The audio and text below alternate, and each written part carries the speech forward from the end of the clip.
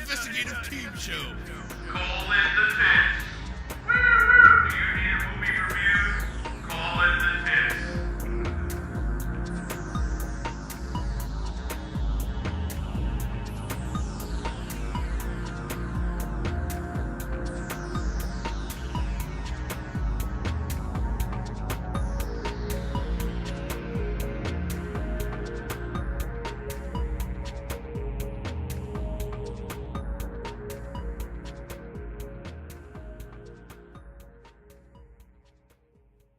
Testing 1, 2, 3. Is it working? We should just do a whole podcast where we're doing mic tests. Testing. Testing 1, 2, 3. And just bitching back and forth and just keep tweaking.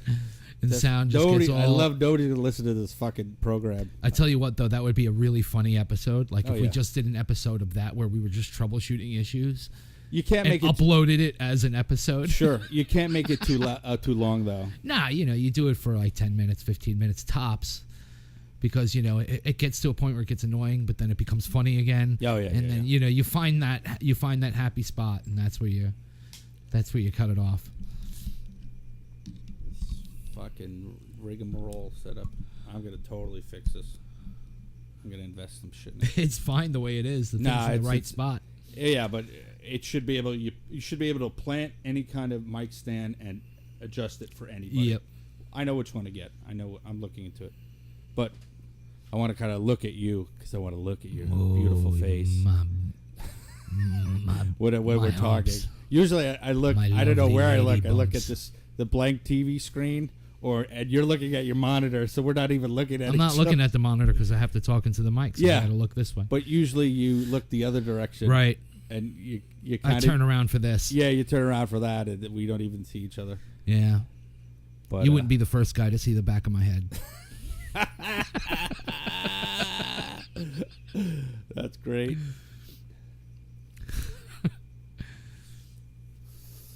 That's some funny shit. This is all on record, by the way. Oh, of course you'll put it all in because you always do. No, I don't think I'm going to leave this in. We have to have a proper. Opening. Because you can't imply anything because people are going to talk and say. All right, so you know what? Maybe we will leave it in. Maybe we won't. But if we don't, you always have director's cut. Yeah, I always say, I don't leave that in, and you do it anyway. I do it anyway. Sometimes it's because it's funny.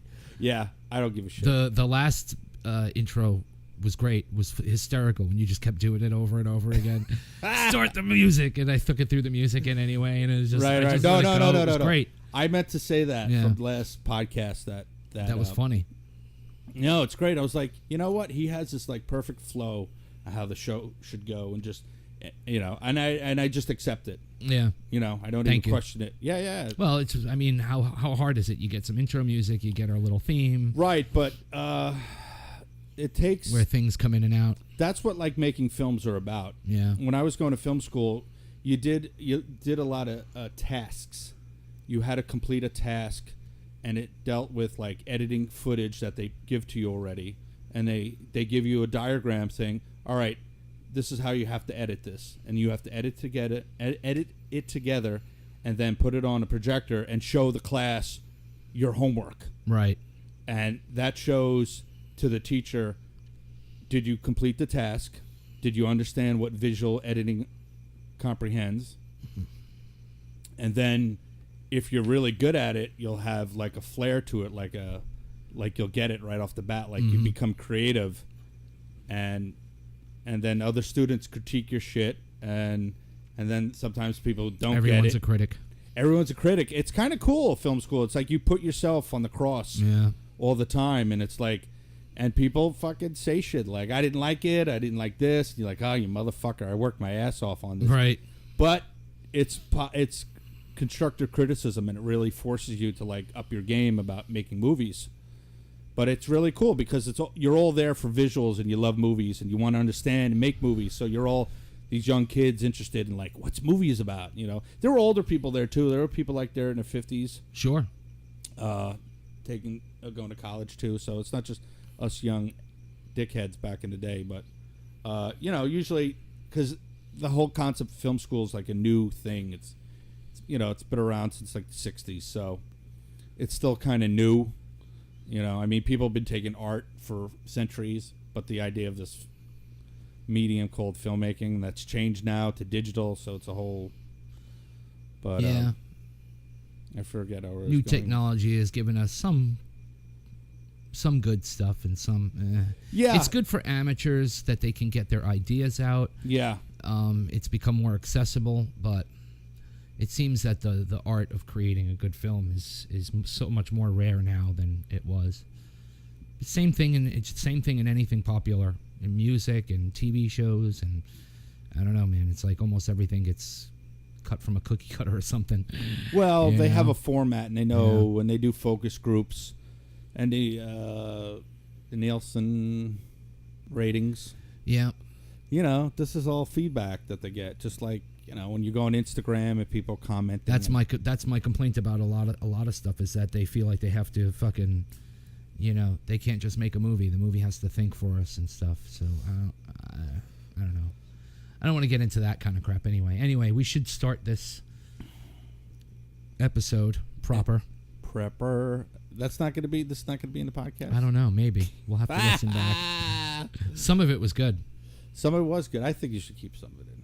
I know. It's your discretion. I'll give it. If I don't have to cut anything at all, Yeah. that's better. Yeah.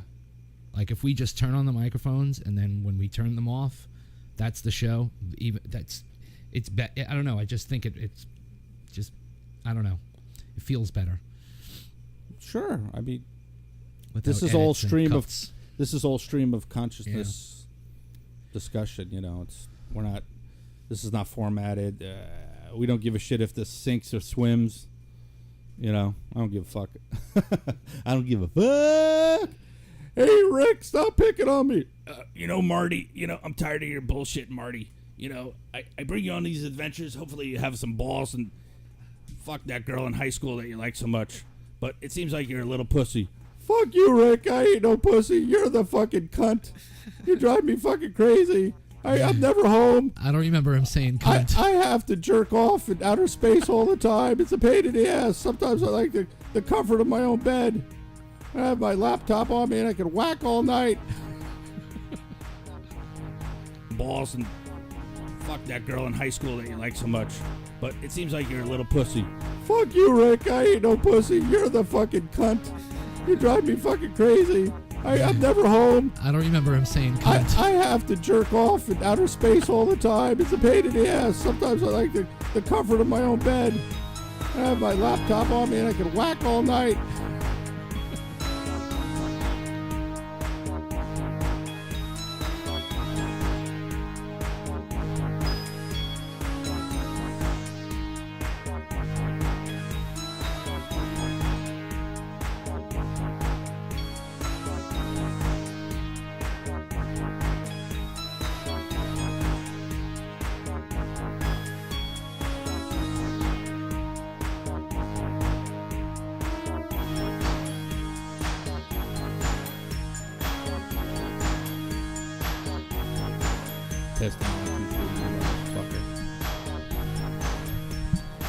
I kind of almost want to do that episode idea where we're just fucking troubleshooting. Testing 1, 2, 3. You're getting a lot of material It'd now. be really fucking funny.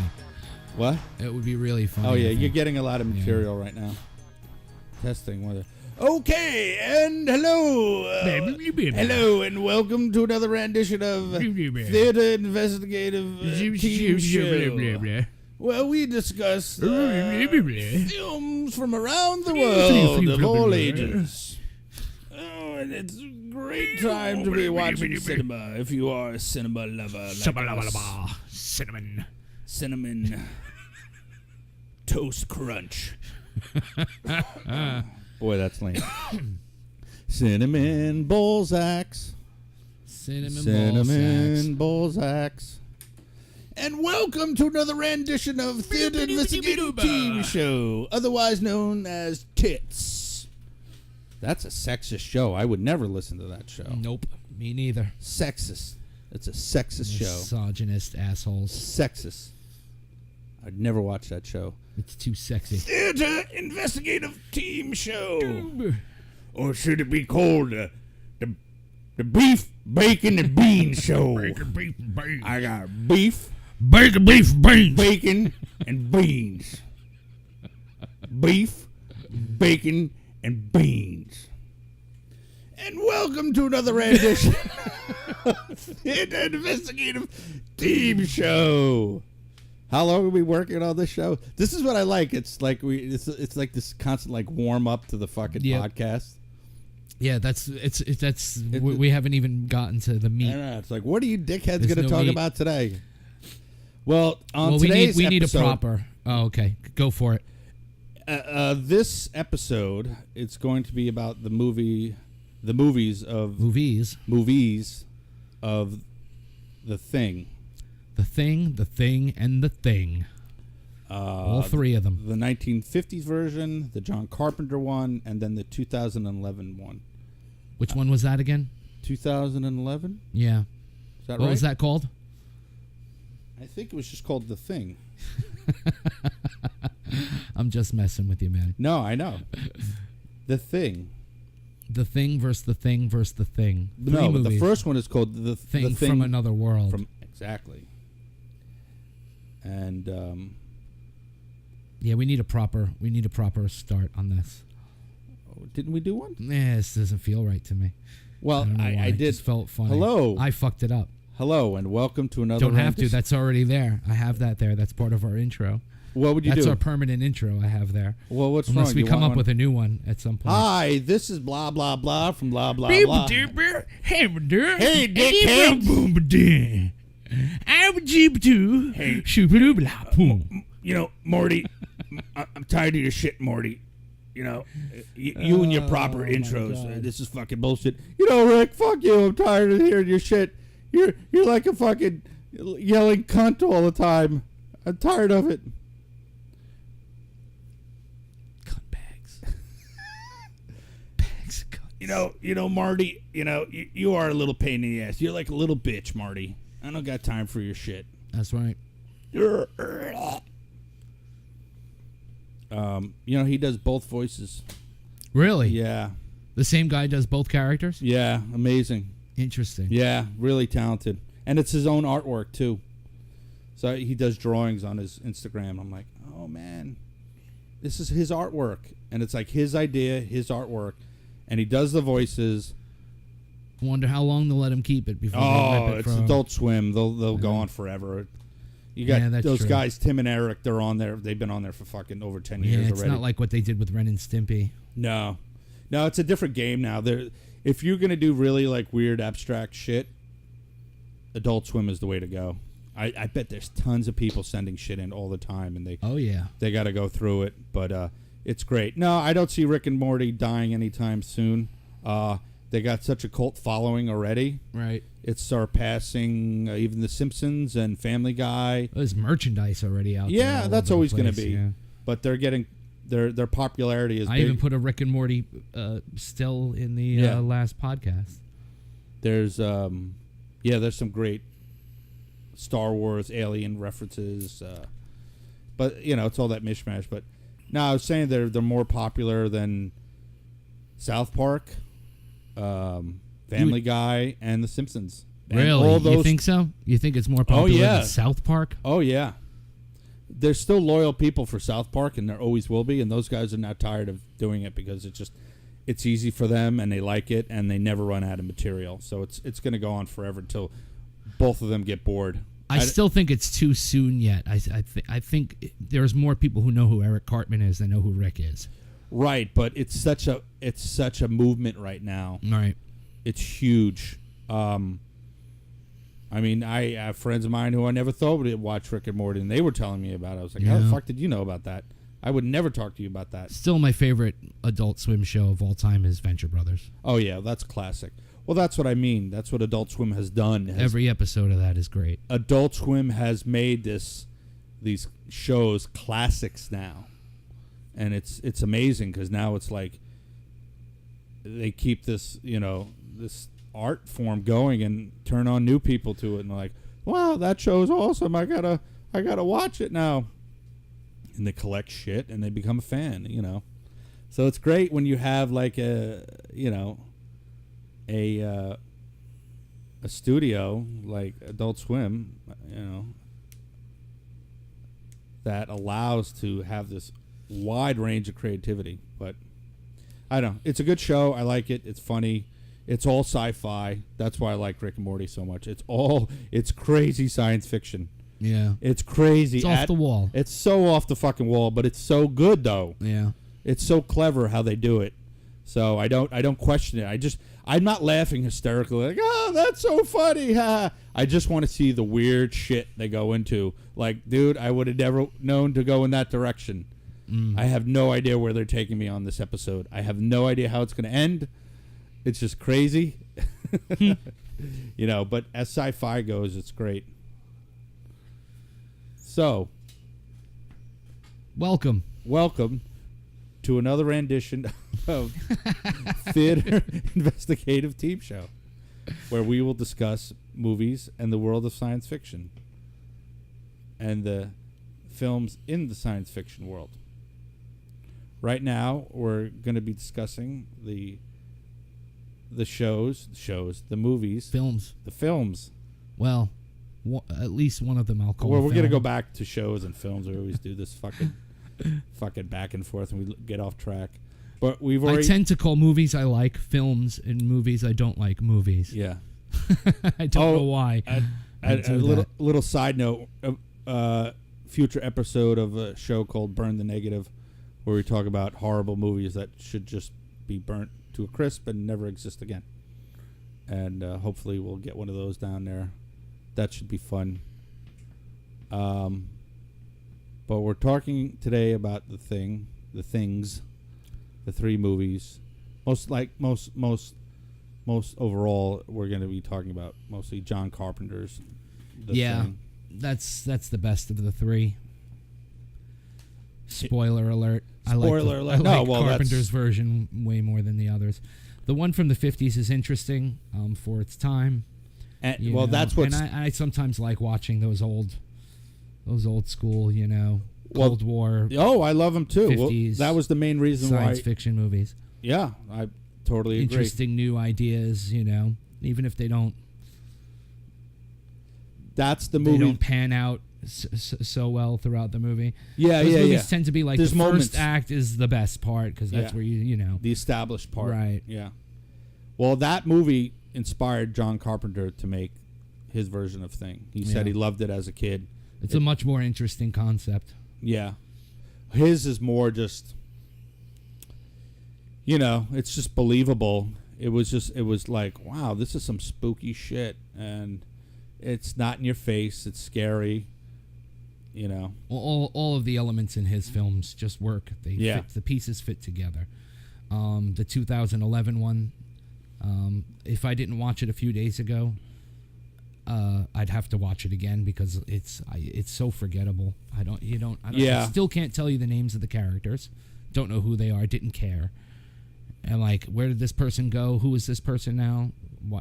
Why does this matter? You know what I mean with those characters? Oh yeah. They were trying to do a remake of it, and that's what's happening now with a lot of movies. They turned a prequel into a remake, and they failed. Exactly. On every level. That's a great example. The screenplay is piss, especially the special effects. The prequel remake is so big. When a right movie now. that's 30-something years old kicks your ass in special effects, you're doing something wrong. Yeah. Yeah, you can't. That's on every level. There's not one thing I could say about the new one that meets or exceeds Carpenter's at all. Right. Like the music, the tone, the pacing, the characters, the cinematography, the special effects, the tension. None of it that worked in the original. Well, I call the original Carpenter's. Yeah. It was present in 2011's It's prequel. The only thing that was present was at the very end where you hear John Carpenter's music and they show, how they have to chase the dog in the helicopter, which leads us into Carpenter's film. And that's the only thing. But I don't know. I thought the original was cool. I mean, I like those movies. Like I said, the first act is always great because you're establishing it. Now it's like they're trying to figure out, like, no one was dying off. There's only a couple of people got killed. You know what I'm saying? Like, it wasn't like, You know, like we just talked about in our last one, you know, Alien, where you get a sole survivor, or, you know, the Thing, Carpenter's Thing, where you're left with only 2 people left, and, you know, everyone's picked off one at a time. Yeah, it's a classic. The original, you know, you lost a couple of people, and then they work together to figure it out, and they set up a trap for it, for the, you know, the vegetable monster. Right. And I like that Carpenter changed it to, you know, some kind of intelligent virus that mimics, and, you know, it's trying to mimic. Right. And that's one thing that pissed Yeah. me off in the 2011 one is, okay, so now this one character, couldn't tell you his name, and I don't even care. They're on the helicopter and they're taking off. He's getting off scot-free, okay? And now she's down there waving him down. Right. Now, why does he show himself? He's already finished imitating this human. Yeah. Why does he show himself? Right. You know, he's off scot-free. Right. So that doesn't make any fucking sense. Yeah. None of it makes any sense. The creature had no motivation, didn't show any intelligence. It was just this. It was just like a monster movie, and they just put Yeah, the but thing on it doesn't add up, because in the second one, you're really fucking freaked out because you think, you know, anyone could be the Thing. Right. In Carpenter's film, anyone could be that. Yeah. You know, because it's showing intelligence. Yeah. Well, that's the problem with remakes. You know, that's what they're doing now. They're making all these remakes, prequel remakes. Prequel, remake / reboot. Yeah, it's fucking bizarre. Just make the Right. if you want to tell the story, tell the story. You know, what would have been great is if they actually got Carpenter to, you know, dust off a little and come out and make a film and do Yeah. the prequel proper. I He would have done it really. Yeah, I don't know. I would've don't, been I don't know great. if people are not wanting to invest in him, or he doesn't want to make movies. It's strange what yeah. happened with him in Hollywood. You know. Well, he really worked the system, and he probably got fucked over a lot. I'm assuming, because he seems kind of bitter about yeah, shit. well, I mean, I've seen interviews and stuff where he feels like he's marginalized, and he kind of is, I guess. And The Thing had a huge budget, Yeah. like something like $15 million. He's coming off of Escape from New York, which was like $6 or $7 million. I'm sure someone will correct me on that, but you know, it's like, Right. you know, twice as much money. That was a lot of money in 1980, Oh, yeah. 1981, 1982, whenever the film was made. Yeah. And it just didn't pan out for him, Right. which is a shame, because anyone looking back at this film, even if it's not your genre, you have to admit it's a very well made film, and it deserved way more credit than it got. Oh yeah. Yeah. People, I think people respect it now Yeah. more than they did then. Oh yeah. Yeah. Yeah. I remember the first time I saw it. I love the special effects, that the fucking head spider and all that stuff, man. Oh, Right. so unforgettable. That scene was yeah, just on. Yeah. Yeah, it's, you know, I think he had a couple flops in the last couple years. You ever seen Ghosts of Mars? No, I have No, not. it's cool. It's Carpenter style. It's shot more like, remember Escape from L.A.? It's kind of shot like that. Right. It's like Escape up- from L.A. was, you know, Yeah. a There's some- tongue-in-cheek version of a movie that was already tongue-in-cheek. So it was, But it had a more serious tone in it. Yeah, it was weird. Yeah. Yeah, It was it kinda- didn't work as well as Escape from New Yeah, York. I know. I was disappointed too. But this Ghost of Mars has a kind of feel of Escape from L.A. But it's still Carpenter style, and it's cool. But probably they figure he's not gonna gross, movie. But I would say fuck it. I would be Right. like, he's a talented guy. Let him. Yeah. If he could still make a movie, let him make a fucking movie. I mean, they're funding Woody Allen, and he's had a couple shit ones Right. in his golden years. But I mean, another guy, just keep funding him. You know, who knows? He might have another hit. You know, just let him make movies till he drops dead. I don't give a These shit. big companies can't afford to take risks. Studios, yeah, And they studios. don't take risks. They're too afraid to take risks. Yeah, I know. They got to make money, and they're in it for a business. I You understand. know? It's hard to find someone that's going to auteur their work, because you're going Right. to have a studio that wants you to do everything they want. That's my skepticism with the Stephen King It movie coming Right, out. right. Is that the original director was talented, had a vision, had a very cerebral storyline, apparently, worked out for it, and it was going to be very original. And the studio pulled him and said, "No, we're going to put this Right. basically hack director in." No offense against fans of the director, I forgot his name, but Right. we're going to put this hack director in because he's going to do what we tell him to do, and we're going to appeal to the lowest common denominator. Right. And it's going to be a bunch of jump fucking scares, and that's it. Right. And it's right. going to have some creepy scenes, and it's going to have some creepy music, but it's going to be cut from the same cloth as every other modern studio thing. Right. Right. You know? Right. That's the one thing, we're supposed to be talking about the thing, but going back to Alien, what we were just talking about. This is all even part of though the I show. have the Yeah. issues that I was bringing Right. up with Ridley Scott's Sure. new Alien films, Right. they're still auteured visions, and they're so well executed on so many ways. Even the problems that I have, I will take 100 of those movies. You know what I mean? Right. You know what I mean? I would take one of those movies versus 100 other stories being thrown at us from the studios, like It and all that stuff coming out these days. I don't know if I'm communicating my thought there, but give me someone with a vision. Oh yeah. Well, they do. They take risks.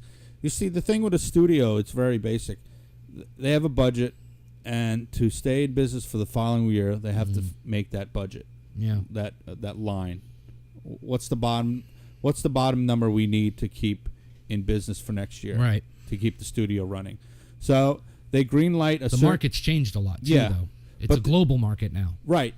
They all have that factored in, but they have to greenlight a certain amount of movies that are going to generate the bulk of the income for the budget for the following year. So, I don't know. Do they play with $500 billion, $1 trillion? I don't know what their budget is, but they got to make sure that Overall for the year, what they invest in I don't know films, what who knows? I don't know what a studio. I should look that up. What a studio budget, what an average one Well, is. when you get a movie, There's certain levels of studios that got But more they- money than others, though. But some of these studios have to learn their lessons. I mean, when you sink $500 million into Superman versus Batman or Batman v Superman, or whatever the fuck that shit is called, Well- to make such a piece of garbage. Yeah. Well, that's why, like say a movie like I don't know, a big sci-fi movie now could cost up to $200 million for the budget. Huge. give me 20 mil Right. All right. We'll just say with And $200 million. and a director and an artistic director with a vision. They- And I will kill. Oh yeah. It will Yeah, kill yeah. your fucking $500 Yeah. million fucking movie. But they know if it's good, that $200 million could turn into like $1.5 billion. So they'll take that risk of blowing $200, $300, even $400 million for a movie if they know it will make, close to $2 billion. I mean, that's why the Star Wars movie is just Well, what do you think now? See, I see a movie like the recent Mummy movie that came out. Yeah, Which garbage. was a total flop. Garbage too. But it made Fuck tons of that. it Why made you- tons of movie in China, tons of money in China. Yeah, well, that's it now. You see, Tons of money. they're realizing now they're going to make. So they'll do they make mo- a sequel or not? They're going to make movies now for that market now because they'll know those people will eat anything up that's from America. Right, And as Americans, we'll look at that. That's complete schlock and shit. Yeah, but it's to not be an asshole, but we'll go. You but it's suckers around the atrophying world. the whole Yeah, industry. Yeah. Oh, it's changed. That's so why we get more and more anemic fucking films go on to appeal to Box these Office other Mojo. markets. Go on Box Office Mojo, and you'll see sometimes they show you.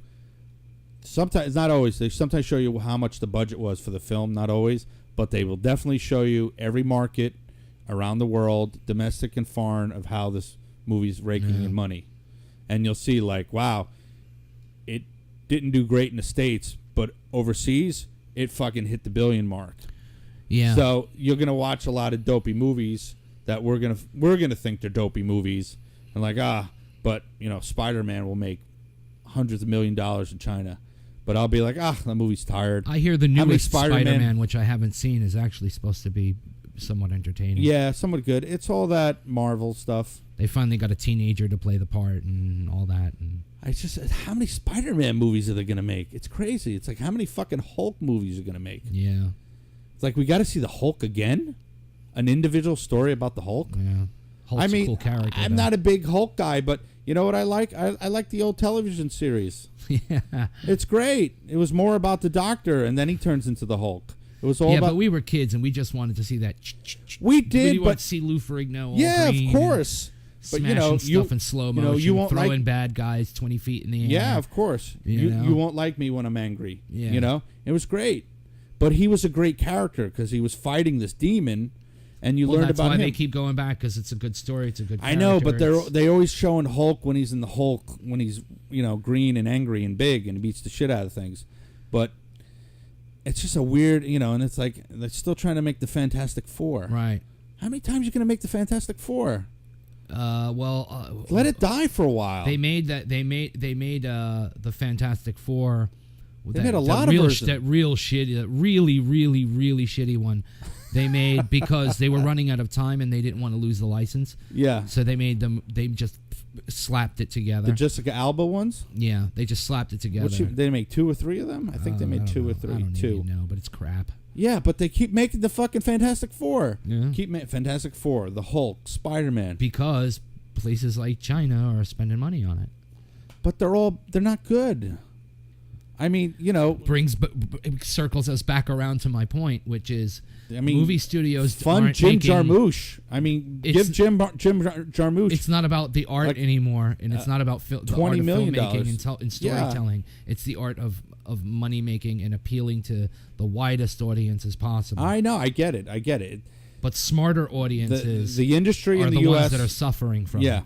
The industry because we're losing out. We're not getting good films. We're not getting quality. Yeah. We're getting good quality TV though. A few things. Television shows are amazing now. I just watched The Arrival.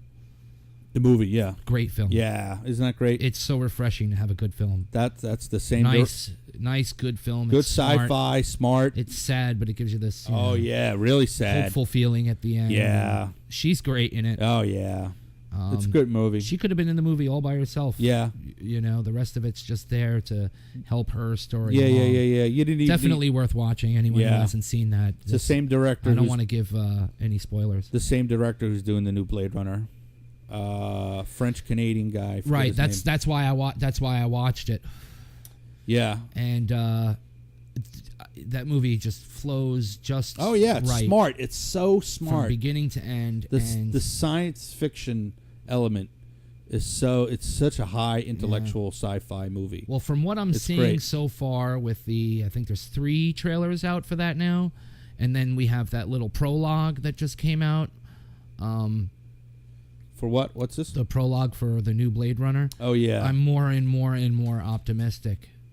I think it's going to be. I think it's going to be good. It's got to be good. I think it's really going to respect it. I mean, it's just funny. People just going by the trailers alone, and by that, it looks and sounds like a Blade Runner film. Oh yeah. So let's hope the story doesn't. Yeah, that's the big thing. It looks and feels. Let's hope that the actors are on point. Yeah, a lot of people in social media have been saying, "Please don't suck." Oh yeah, what did I just texted you the other day and I said, please let this movie be nothing less than perfect. Yeah, I need Blade Runner 2049 to be perfect. I need it to be good because I don't the need original it to be perfect. The original, but I need it to be good. But the original, to me, I mean, some people may have issues with it, and I get that, but to me, it's a perfect film. Look at my T-shirt, motherfucker. Yeah. Audience can't see your T-shirt. Yeah. What my T? Yeah. Well, Don't point your T-shirt at the microphone. I can't see you. I thought you were going to describe it. It's a black T-shirt. It's got Deckard's gun. It says Blade Runner through it with the Blade Runner font. It's got a... Which I love that font, by the way. I was thinking about using that for wave function. It's a silhouette of his pistol that he's issued by the police department. I toyed with that font or the Wayland Corp font, and I used that instead. Yeah, but I don't know. I should try that one. Yeah, I had to get this shirt. I'll wear it at the opening when it comes out in October when we go. I'm gonna go see it at a couple times. We're probably gonna go see a couple times between the. We're gonna let you know ahead of time. We're gonna do a reaction to the movie. We're gonna go see it and then come back here at the studio and definitely a reaction. Yeah, we have to because it's gonna be strong reaction and thoughts and I know immediately when we watch this, I'm gonna be like, I have to talk about this. Oh yeah, The we're gonna be scene. bursting at the fucking Oh seams. yeah. So be It's, ready you know for how that, hard kiddies. it's gonna be to keep quiet between the car ride from the from the movie theater to the studio. Yeah. Is gonna be insane. Yeah. We're gonna have to, but we're gonna totally do one of those, and then periodically after the show, I'm totally gonna see it a couple times. I have to see it a couple times in IMAX. I saw Covenant 3 times. So did I. I saw Covenant 3 times too. And I seen. I'm not kidding. I must have watched it about 7 or 8 times already since I got it on Blu-ray. Yeah. In the last few weeks, and I've watched a shit ton of other movies. Remember, we were talking about doing. For those of you that were coming here for the second episode, expecting to hear us talk about Valerian and Valerian. Louboutin. Okay, here's We can give you a little bit of. We can give you a little bit of that. I watched again because I haven't seen it in years. That movie's his already other out of movie. his movie's already out of the theaters now. Why am I forgetting the name of the film? Oh my God, Fifth Element. I watched it again. I got to be honest. I enjoyed it. There were some things about it I enjoyed more watching it now than I did when I watched it originally, and some Right. things I enjoyed more then. And I like this time. Now I'm kind of like turn my nose at just a little bit. Some of the cheesiness. Oh of it. yeah, it's corny. It's but- that French corniness. But it's got that's the thing. It's got that little bit of French got that little bit of corniness. humor. But in a way Yeah. that's okay because look at a movie like Star Wars, okay?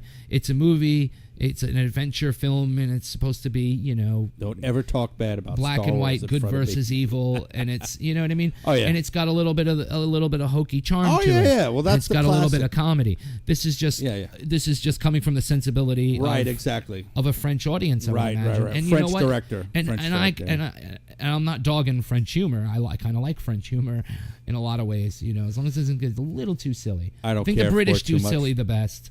I like French when they're a little more. You know what I mean? Right, I like yeah. French comedy when it's darker. Yeah, I like some of the French stuff. I'm when just saying it's it darker has comedy. I know what you're talking about. It has that quirkiness. Yeah, it's a little too kind of quirky. sappy. Yeah, yeah, a you're little like- bit too much. Yeah, it's a little off the, especially the It could benefit from more subtlety. Chris Tucker character gets a little. Yeah, I kooky. mean, but that his character is supposed to be over Yeah. the top. That's okay. Yeah.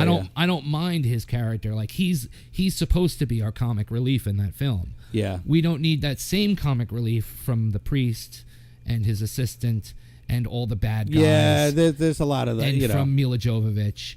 We don't need that. I The know, only well- person we don't get that kind of humor from too much is from Bruce Willis. Yeah. Because Bruce Willis is the same character in every movie he ever fucking does. So he always has that Right. little bit of a wry smile, Right. a little bit of that Yeah. It's young Harrison Ford kind of, he's Oh yeah. You know what I'm saying? It's swashbuckling. yeah. Yeah, he's an action hero. Yeah, he's Yeah. they're charming. The charming. Yeah. He's Hudson Hawk. Yeah. Remember Hudson Hawk? He's Hudson Hawk. He's Yeah, Willis is Bruno. a The charming return. guy. Remember he had an HBO special called "The Return of Bruno." It's the return of Bruno.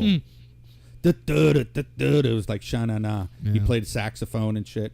Was on Moonlighting. He played like the fucking. Moonlighting. Wow. Yeah. Yeah, he was like the I fucking. remember that. He was like the wild guy. Yeah. Wise ass. detective. wild guy. Like, come on, let's just party. Woo! Yeah, you know. And, but he's great in Pulp Fiction and 12 Monkeys. Those are two good 12 movies. Monkeys didn't work for me. Oh, you didn't like 12 Monkeys? I'll That's what I'm. be it's a the good- I'll it's be a good the first. sci-fi To, I'll movie. be the first to admit that I'm the odd one out on that. I know a lot of people that like that. I know a lot of people that like the movie Seven. Didn't do it for me. Seven's got some Fincher. But I get why it does Fincher. it for everyone. But I don't know. Like I can't really pinpoint why. There's some it doesn't stuff I do it like for me. about Fincher, and then stuff. I think it's the way that certain story elements are Fincher. revealed during the course Yeah. of the film. The way. Right. It's not just the pace of the film, but it's the pace of the story. Right. That always bugs me. That's why, like, if I love. Did you like? Did you know, like, I love my '80s sci-fi, and I Did you love like Lynch. Did you like David Lynch's? Not David Lynch's. David Fincher's Alien 3. Oh, Alien 3 is not a bad. It's not a bad film, movie. but there are a lot of problems with it. Yeah. Most of them really just come from, I think it's edit, Yeah. and also the special effects. Yeah. But they were trying to Right. they were trying to do it, I guess, with what budget they had, and Right. they did make some changes. There were some interesting scripts floating around, and there's some interesting stories out there. But Right. you know, I don't want to get too deep into that because we already did our Alien episode. Yeah, but that's the whole thing. We go back to references and stuff. We have to. Yeah, all the time. No, but I was going to say Valerian is no longer in the theaters around here. No, I haven't It's had a fucked chance up. to see it. I could have watched it. I had my friends. But it's not in the theaters stick anymore. here the other But day I and- follow Luc Besson on Instagram, and he's all over the fucking world promoting this in Singapore and fucking China. Well, they're hoping You know, because it Indonesia. tanked here that they Yeah, better and- pick up money yeah. over there. And he put a lot of his So own he money has in to it. work hard Yeah. to get out there. And this is a film he's wanted to do apparently for decades. Yeah. He's wanted to do this story. So you would think that, I don't know, man, I would have taken it a little more seriously maybe. But again, I haven't seen it, so I can't judge it. But my guess I don't like is that camp you got movies. these young yeah. actors, and it's going to be, you know, like, you know, It's another like- fucking Ender's Game. Yeah. You know? Yeah, that movie was Who bad. needs that shit? That movie was bad. Yeah. It was corny. But It was like a young adult's book. I was hoping for for something positive. It's from like you know Valerian. the young adults genre of the books. They're written for young adults. Yeah. You know, and it seemed like a young adults movie. It was kind of corny. I don't know, but see, It had some kind of cool elements in aren't it. the Hunger Games movies supposed to be based yeah, on young yeah, adults? yeah, yeah, but yeah, they yeah. seem The to first have Hunger a- Games is really good. Yeah, I haven't seen any of them. Yeah, they get a little. It's an okay. I think they made 4 of them. They're all good, but the first one, how it's introduced, it's really subtle Right. about this future, and it's America doesn't exist. It's a combination of America and Canada, and they're kind of an isolated country, and it's very authoritarian, and they live in districts now instead of states, and there's 13 of them.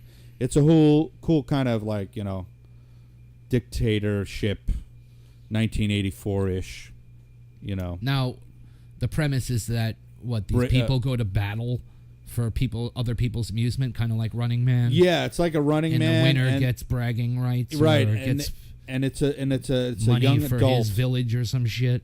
who represents one of the districts, and you Right. compete against each other. It's like the best Yeah. survival athlete from each district competing together, and whoever Yeah, wins. I'll watch Running Man instead. Yeah, no, you should watch it. Yeah. The first one you should watch. Yeah, I'll give it a try. But No, you'll like it, dude. Yeah. It's not corny. It became a machine, and they wanted to make money on it. They're not bad, but the first one is actually good. They're all good. They're okay, but the first one is really interesting, and it was subtle. It was before Jennifer Lawrence got big, yeah, and she was like, you know, now she's everything. She does everything. I remember when Every American director- Hustle came out, everyone was talking about her, and I'm like, she barely did anything in the film. I Yeah. mean, she was good in She's her, a good in actress. her part, She's a but good actress. she wasn't what Yeah. I was focused on in the I know, movie. The yeah. movie I was focused on People were talking Christian about. Bale, and They you were know, talking American Hustle is like watching The Godfather or like Serpico. I think there are parts of American Hustle that are timeless. they're good, but I'm like, wait a minute. It was the best film I saw that year. What was that? 2015, Yeah, 2016, talking- 2015, I think it was, or 14. Talking- Whatever year it was, yeah. that was the best movie I saw that year. It's like they're like oh, it's kind of like I'm not comparing it to all movies all time, but No, but- definitely the best movie that year. but like And another good movie that year was that one with Dallas Buyers Club yeah, with Jared Leto and yeah, what's yeah. his name? Matthew McConaughey. McConaughey starred in that. Yeah. Until he did those. They were both car good in that. commercials. Yeah, And I'm not a Jared Leto fan, but Yeah. the prologue for Blade Runner is making me feel optimistic. I feel it seems like he's right for that character, yeah. you know? The Joker, no. You know, whatever his character's name is in the Blade Runner, it looks and feels like it's going to work. oh yeah, he plays a good villain. Yeah. Yeah, he I'm plays much a good before I was cautiously optimistic. Now I'm much more leaning Yeah. away from the cautious. villain. Hey, you have a top cinematographer. You got a really good director who loves science fiction. So right there, you know, I just hope the story's good, that I'm intrigued by it. Yeah, that's the only thing. That's the only thing I'm because worried everything about. else looks Yeah. like it's in place. Oh, they got the music down. They probably got some new music. They're using the established music from Vangelis. They're doing a rendition of it. So I don't know if they're going to use that rendition in the movie as well, and I think they got another. I don't know. The music's I'm gonna like it anyway, but like I said, if the story's kind of like piss, Yeah. Harrison Ford got to give us a good performance. yeah, In this one. he gave a good one in We need him. Force We Awakens. need him. We need him. He to be did a good job in The this. Force Awakens. Yeah. He was looking old though. There was a couple scenes Yeah. in The Force Awakens. I was like, you got that old man look. Yeah. He like stared in the camera or looked towards, not stared, but looked kind of in the camera. And I was like, he's got that old person eyes look. I was like, damn, he's fucking old. Hey, he's up there, man. No, he's up in 70s, and Yeah, I understand he's why up they there. kind of like killed his character off. Yeah. You know, you're like, no, not yet. He didn't even hang out with Luke yet. They didn't have a What's beer. going to be even more or smoke sad? some It was weed sad, together. but what's going to be more sad is in December when the new movie rolls around and we get to watch Carrie Fisher do her final performance. Yeah. That's going to be more sad because she's gone in reality. She's no longer with us. Yeah. So that's going to... You know what I'm really interested about is that Where are they going to take her not just that story? her How are they performance gonna, though. Well, originally she was going to be in all 3 films. She had a strong Yeah, but she role to had play that in part voice 2 thing and problem. Her, you know, 3. Yeah, but they said she had a strong role to play in both of those films. I know. In part 2 and 3. because she was The like, first one, not so much. The first one was focused more on Han. it kind of like she. And Yeah, the no, second yeah. 2 were going to be focused on her and Luke, I just think of her and performance, like, Kylo and Rey. slurring her words, kind of like. Well, you know, she had a She's lot like, of- yo, you know, you was kind of, you know. I'll take it. She, I will too. when she had right It's- up until yeah. she went, she was doing. I watched. I think one of the last interviews she did was with Stephen Colbert on the show. Yeah. She's great. She just had a good presence, a good sense of humor. Hey, I She's love very Carrie Fisher. I'm so real. sad she's gone. I never once felt there was any pretense with her, ever. You know what I mean? She always had this. I don't know, like she was just she would just straight talk the entire time. Oh yeah. And as she got older, she got more gritty and more raspy and more whatever. But it just adds to her character. Yeah. So they just people age. Yeah. So it's 35, 40 years pass, and your character in the movie is 35, 40 years older. You can't expect him to be. No, you but know. she did kind of sound like she slurred her words. And they didn't give her a lot of dialogue, so it was kind of like, yeah, and you always like that person too. You know, like, yeah, well, you always were that gunslinger. She had to have a shot of whiskey. A shot of whiskey. You know, she's like, well, you sure know how to make an entrance there, Han. You know, that kind of shit. You know what I mean? And I was like, because a lot of people commented on that, and I was like, oh shit, you people are harsh, man. I'll give a pass on it. I give a Yeah, pass me on it. too. But apparently, she has a huge role in this one, in The Last Jedi. Yeah. So I just hope it's not like, you know, we should kind of redouble our efforts. I know it's fucked up, but it's. I hope. How would Carrie Fisher, 2015 or whatever, before she passed, if she had to, how would she sound if she had to redo her scene with Grand Moff Tarkin on the Death Star? If she had to redo that scene, how would she sound? Oh please! Oh please! oh please! Not my planet. We're peaceful people. What is that, Irish? No, You we're sounded like you had a little, the leprechaun. yeah, a little leprechaun there. No, please. A drunk Carrie I'm trying to Fisher. think of the lady. We're a peaceful people. We have no weapons. We have no weapons. We're a peaceful No people. weapons. No, down on Tatooine. They're down I on thought I Tatooine. smelled your foul stench. Darth Vader. Only you could be so bold. Darth Vader. Darth Vader. I'm not You knocking think her. you're better than me? You want to arm wrestle, Vader? Yeah. Listen, Pops, I can kick your ass. You clean it, Dad. You clean it. You clean it. I'm tired of cleaning your fucking mess. You overbearing overlord. I'm sneaking out and going to the party. It's just that she's got a lot of. apparently she's got a big scene in this, big character scenes, big part. So I think, well, from what they said, that the next 2 movies, a big part of the story was her character arc. So, well, I'm glad they focused on the main trilogy characters this time. All Luke, all Leia, more C-3PO, more R2, more we're Chewie. gonna get C-3PO and R2. Yeah, no, I hear that you're going to see them more in this. So I'm excited because we needed that. You know, we hardly saw R2 in fucking Force Awakens. And I love BB-8. You know what, though? Honestly, we didn't even need to see R2 or 3PO in the first movie. Yeah, I mean, okay, fine, maybe for a little bit of fan service or whatever, but they weren't integral to the story at all. So, for us to see more of them than we did would have been too much. I think it was just enough because they weren't integral to the story. But they're always so they're going to give us a little fan service, okay? R2 and 3PO are the 2 characters that are consistently in every single film. But they always have a grand entrance all the time. That's why look in Jedi. They're walking on Tatooine again, right, to go to Jabba's palace, and you're like, Ooga Blinky, when that fucking microphone comes out of the wall and he taps on the thing. And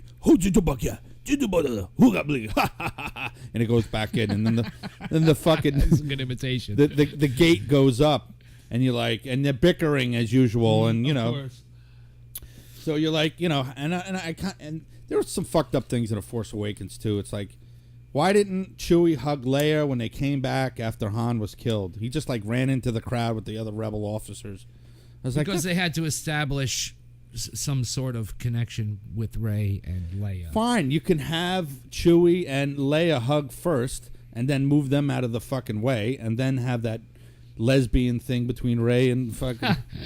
It could have been simple. They could have came off, and exactly. Chewie could have sat down like defeated, and she could have came up and stroked. No, his they hair hugged, and they knew. They and needed then she could have came over and put a hand on her shoulder. Totally. I'm so sorry. There wasn't even any dialogue. You didn't need it. You just had to show the embrace. Yeah. You had to show them embrace, and he fucked up there. It's okay. He gets a pass, but it's kind of like, the 3 of them. They were all living together. I mean, who knows if Leia was fucking Chewie now and then? Who the fuck knows? And it did feel a little strange that Yeah. That Rey and Leia didn't have any sort of real relationship in the first place. Right, and they're having But she did know, you know what I mean, to like show her sympathy, so she right, but came and gave her a hug to say I'm sorry, I suppose. She doesn't even hug fucking Leia. I mean, right, it's all implied. Yeah, but it's kind of they fucked up there. The scene is away as quick as it starts. Yeah. So it's just to show a connection between the characters, really. What button do you press on this to start this again? What are you trying to do? Go back to menu. Triangle. Oh, here we go. Oh, you got it. Anyway, so we're trying to talk about The Thing. There we go. I was wondering when that was going to happen. You guys, all 3 of us who are listening to your podcast, you guys should really focus on your subject matter. I know it's only 2, so. And, it's like you guys always go off the rails, and you never talk about the subject matter you want to talk about. That's part of what we do, though. And we talk and talk, and you ramble on and you ramble on. I don't know. I thought mostly this show was we were just going to do The Thing, and you want to do the other movies. But I'm all good for everything about it. It's just this reassurance. I just said if we were going to do The Thing, it was only right to have some context to see the prequel. Oh, yeah, and of course. To see the original, where it came from for context as well. Yeah, of course. Well, it's doing and our it's homework. part of the larger discussion of that story and where that story comes from the 40s or 50s, whenever the original, who are you, or do you know who you are, or whatever the original short story Who goes was. there? Yeah. Who goes there? Yeah. Horton Hears a Who. Horton Hears a Who. Yeah, I'm bad with names. Don't get on my... I can't remember all these fucking writers and directors sometimes. I'm thinking of so much shit. It's no disrespect to any of the people who wrote and directed and edited the art. I can't remember all the time. But I'll try to... I mean, I could Google everything, but I don't want to lose my train of thought. Right. But getting back to Carpenter, it really is really Here's the a main question. focus. Here's a question: Would you want to see another remake of The Thing? No, it's like someone saying, "Do I want to hear someone do When the Music's Over" by The Doors again? Yeah. No, it's perfect. Or The first time. Godfather. But you know what? I also said that Or about Apocalypse Imagine Now, by or John Citizen Lennon. Kane. And then Maynard did that with Perfect Circle, and it's beautiful.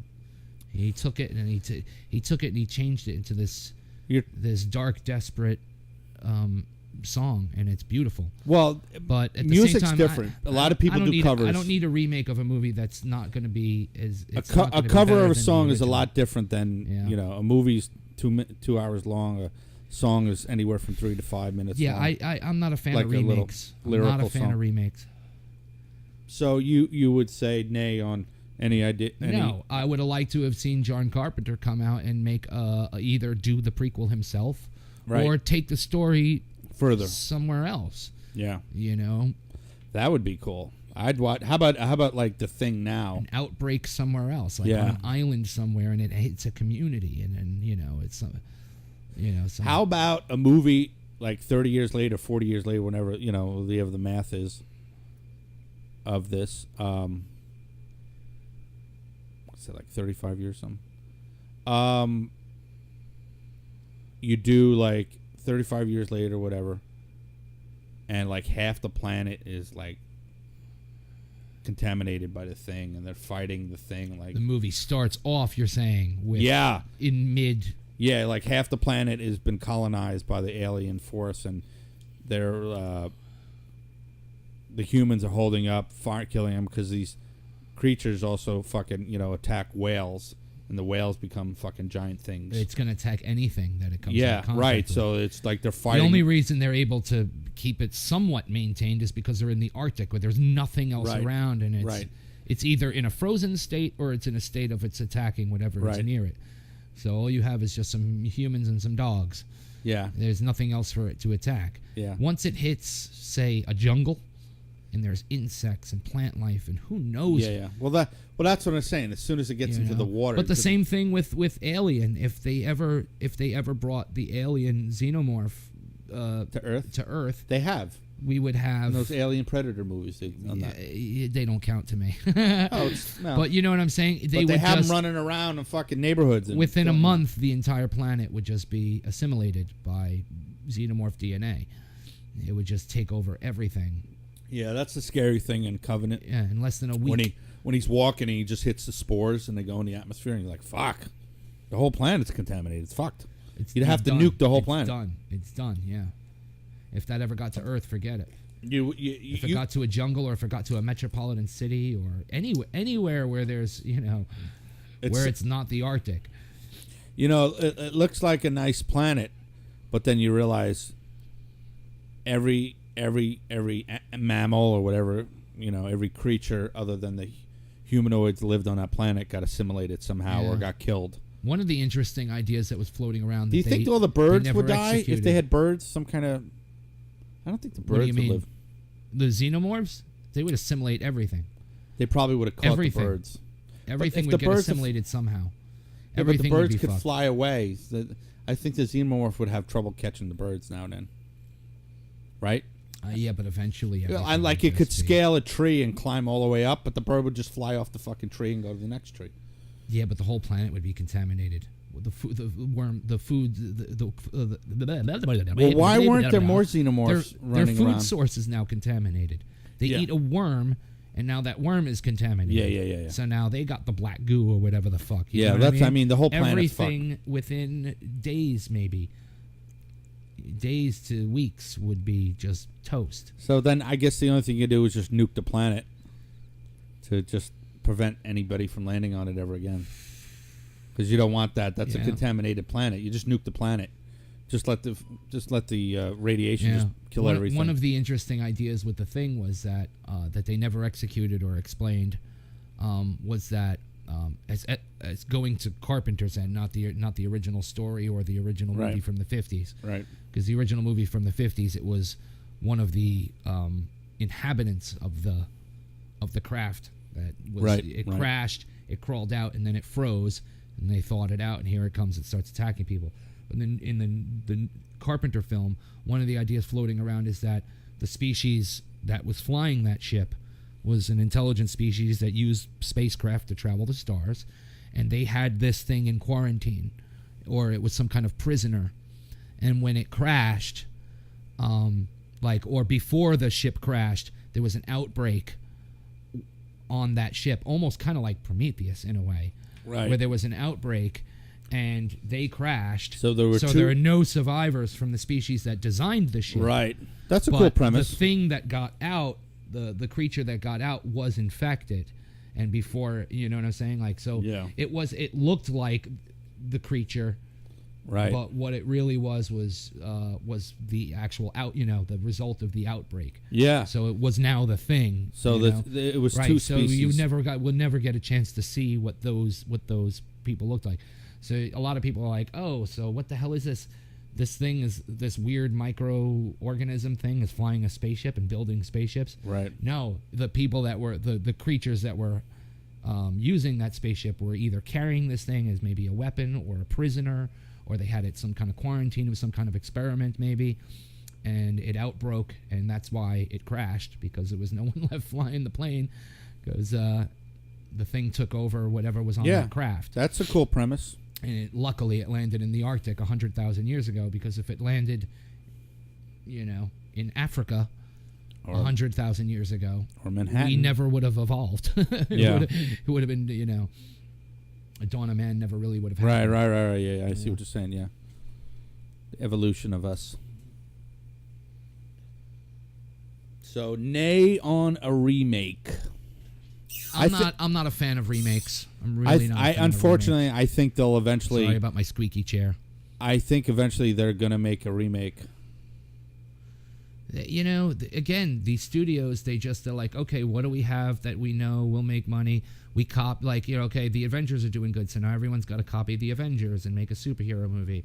And it's like, oh, well, what do we have? Okay, so now we're going to make another Goonies, or there's another Gremlins coming out. Oh, I could see them They totally did remake. Ghostbusters and failed miserably. I totally think they'll do a remake of the Goonies. I don't need any of those movies. That's so funny you brought that up. I think they'll definitely do a Goonies thing. They'll do a Gremlins thing. Well, Gremlins is happening. Oh, they are? Gremlins 3 coming. With the same kind of puppeteering. It's Gremlins 3. It's the third. So Oh, okay. Same characters, older now?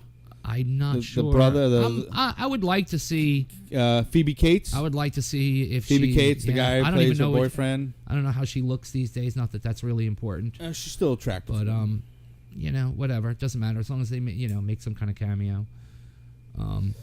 I'm sure there's a million different ways cool. you could tell. People are going to go tell see that it. story. I hope it's good. It might be, because it might not be, as long as they don't do it as a soft reboot or a remake, or you know what I'm saying, like they're doing with these movies these days. Come up with a creative way to say, okay, how do we get Gremlins back in the world again? Yeah. And come up with a creative way to do that, and get a good director, a good cinematographer, do some good practical effects. Do you like? I don't want these digital effects, man. Use digital effects to enhance things. Don't use them as your primary source, because you could tell the difference, especially in The Thing. You watch the original Thing; those practical effects are there in the room with the actors, and they're acting with these animatronics and with these puppets and with these things, and the lighting is consistent. It feels like it's there, and because it's done so well, the reactions are so believable that you don't even you don't question it. And in the new movie, it's just like the lighting is weird, the movements are weird. You could tell it's fake. Even the very first scene in the movie, the ice cracks open and they fall down the crevice in that large ice truck thing that they're in. Yeah, it's so fucking fake. I mean, right from the very beginning of that movie, as soon as that happened, I was like, oh, it's this kind of movie. Right. It's going to be this kind of movie with these kind of special effects. Okay, whatever. And not that some of their design choices. Well, what did you like about were bad with the new, I would say the newest movie, because it's a prequel. Not that those design choices were bad. It's just they were just poorly executed. Well, what did you dislike about the CGI? They looked wrong. It didn't look like it belonged there. It looked fake. It looked like a fucking cartoon. Especially that when the guy's face split open and stuff. I mean, wow, that looked Jesus, it looked so amateur. It looked so amateur. It looked really fucking bad. You know? There's a lot of things they could have saved money on in that film. They could have shortened it a little bit. They could have had less actors in it. There were way too many actors. And I just watched the movie 2-3 days ago. I can't tell you the name of any of the characters in that film. Yeah. I don't know who any of them are. I don't know anything about them other than, like, you got the main guy who's, like, playing the part of our villain. There's no villains in Carpenter's thing. Yeah. They're all tense, and they're all on top of each other and ready to kill each other before the shit even outbreaks because they're tired of being in the same fucking room with each other all fucking year. Yeah. So then now you get this added element of you got this intelligent creature that anyone could be this creature. So no one trusts anyone. You know what I'm saying? Look at fucking McCready. You know, he's got the fucking flamethrower. Nobody's fucking moving until we test everybody. Right. Yeah. You don't have that. You don't have any of that in the 2011 film. None of that is present. Yeah. None of the characters, like even some of the actors are decent actors, but the one who plays her boyfriend was inconsequential to the movie. Yeah. She was like probably had the most to add to the film. Yeah. But she's a good-looking girl. But she doesn't. Woman. You know what I'm saying? She's a good actress. What they should have given us. Very pretty. What they should have given us is, okay, we have 2 survivors. We have 3 survivors left. Right. It's her and the 2 guys that wind up flying the helicopter in the beginning of the next film. Right. And the dog, which they're trying to stay. Now, this is how I would have written it. Right. They're trying to stay away from the dog, or kill the dog, or whatever. They're trying to stay because they know the dog's whatever. Yeah. And at some point, to save those guys, she kind of does the sacrifice. She sacrifices herself to give them time to escape. Yeah. Now they escape, and now the dogs, you know what I'm saying? So now they got to take the dog out. But it was, I don't know, man. Yeah. And like would you find her body out there too when they would like go to the camp now? Like the scene right now is them visiting the Norwegian camp. Doesn't she get inside one of those things and take off now? Yeah, right. So, what the fuck? Yeah. You know what I mean? It's like everyone should have died except for the people that we saw in the beginning of the other movie. That's what I mean. And if the beginning of the movie didn't happen that way, and they just came across this burnt out place, and they're like, whoa, what the hell happened here? And there were no survivors. Even better, have the movie have no survivors. But because Carpenter's film gives us the 2 guys in the helicopter, we need to explain those 2 guys, and we need to explain the dog passing the virus along. So why did they make her our character, our protagonist? Right. You know, why is she our hero when Yeah. And again, it was like these characters, it's like and the character, the guy with the beard at the end, you know, the one who's shooting at the dog, throughout the whole movie I'm like, which one is it? Which one of these characters is that guy? Yeah. And how come that guy doesn't have some part to play in here? Right. Because he's one of the smarter ones to make it until the end of the film. So shouldn't he be at least one of our main, at least 2, maybe 3 protagonists in the film? Right. You know what I mean? Right. But at the end of the movie, I'm like, I don't know who that is. Right. You know, he's there. It's setting up the next film. Right. I don't know who it is. Yeah. I have no idea who these people are. I know. I don't care. You know? And again, the pretty much the concept of the thing, like if you were watching this movie, like if you never saw the movie from the 50s, and you're like, okay, here's the story of the thing. Somebody watches a movie from 2011 and then watches Carpenter's film. They're going to be like, oh, how did the thing become intelligent by the second movie? Right. Because it doesn't show any signs of intelligence in the first film. Right. You know? In the second film, it's known that this thing is smart. Yeah. Somehow. And it assimilates whatever it's taking over. I mean, it was even smart as the dog. The dog, you know, right. It wasn't a dog. It was the thing, yeah. right? So it came up. It acted like a dog. It got in with the guy, and it was walking all around the camp, and it was creeping the whole time. It's fucking creeping. Remake. So, are they going to do this original Star Wars trilogy remake? No, I can't see that ever happening. That'd be sacrilegious. I can't see that happening. That'd be sacrilegious. Oh, I can't even see I would that go happening. to Disney Studios in and another blow it 100 up. years, I can't see that happening. How could you even fuck with that lore? I can't see it happening. I really don't give a shit on the Star Trek reboot. I'm fine with that. Star Trek reboots were fun. Yeah, but They're fun action movies. I don't think we need to see the whole with just the right amount of fan service. I don't need to see Star Wars done for a younger audience and a younger. Right.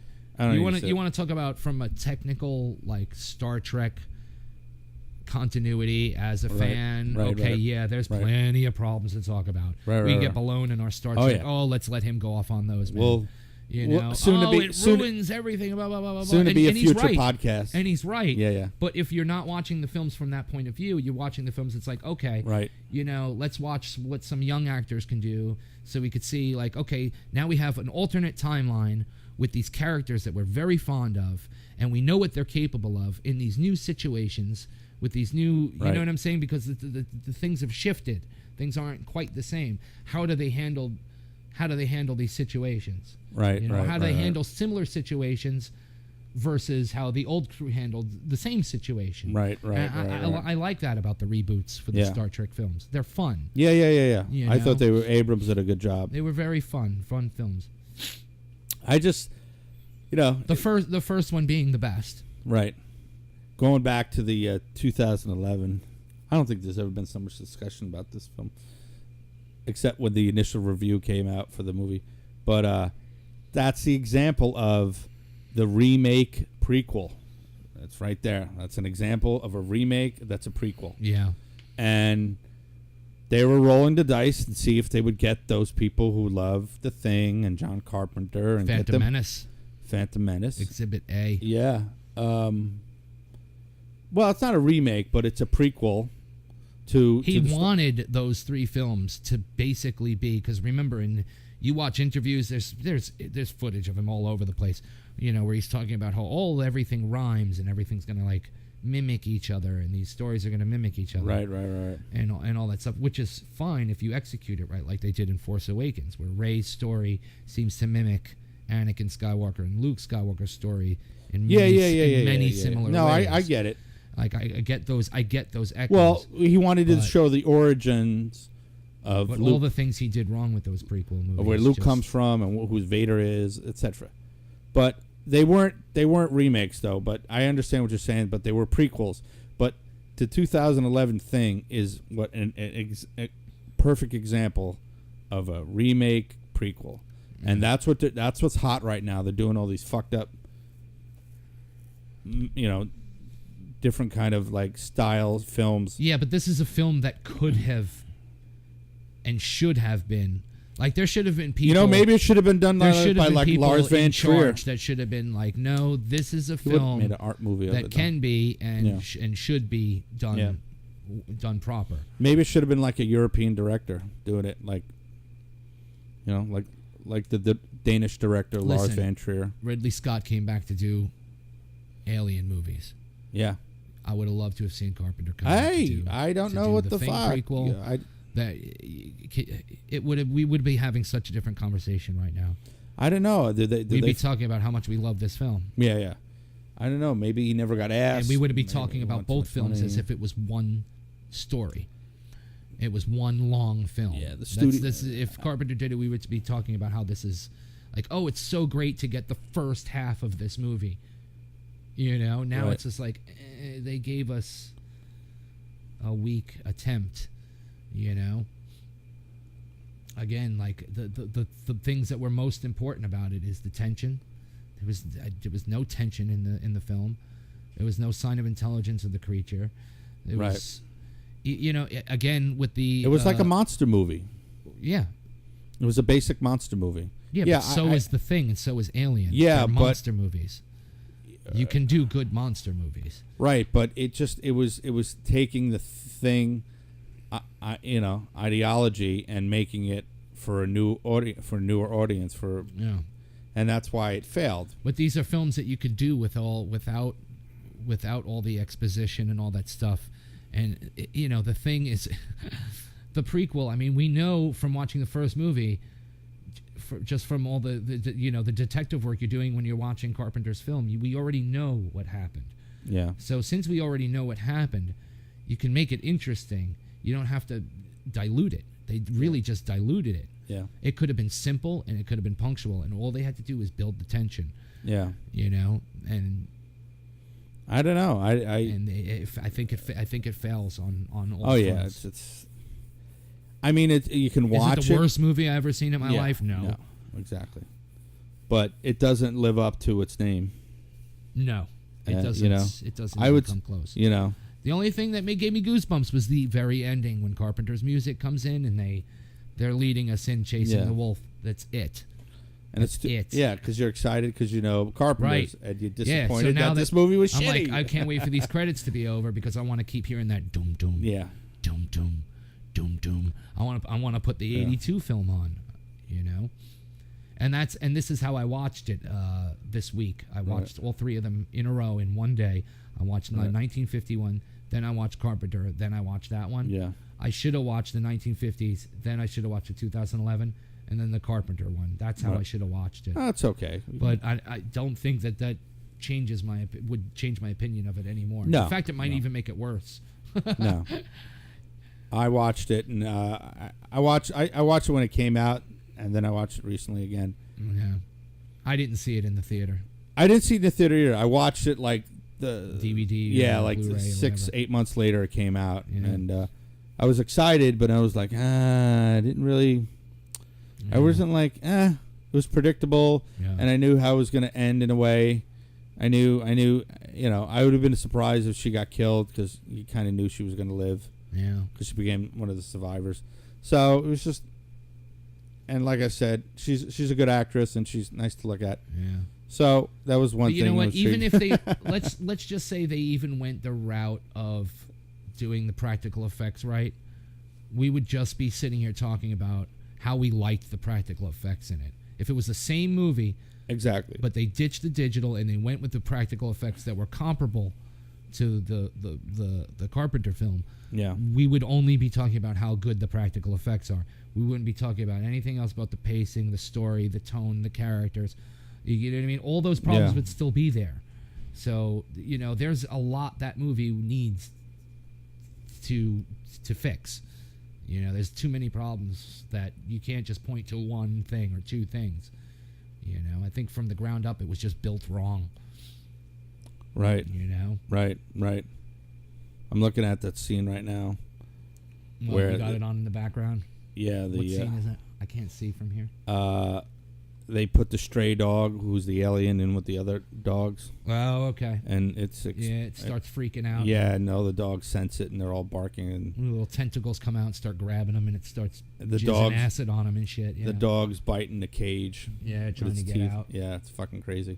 What's the name of the actor who plays the dog handler in Oh, that I film? forget. He's a cool He's actor. really good. Yeah, he's been in a lot of stuff. He doesn't have a lot of lines, but it's subtle. It's his acting's in his face. He's good in just about everything I've seen him in over the years. But All the actors in Carpenter's but thing. that's the thing. was great. We don't need to know the names of these characters.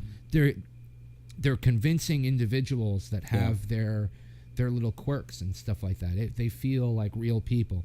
The other movies just felt like these were just fodder for the creature. That's the only reason they were in the film, and they didn't give us any reason to like.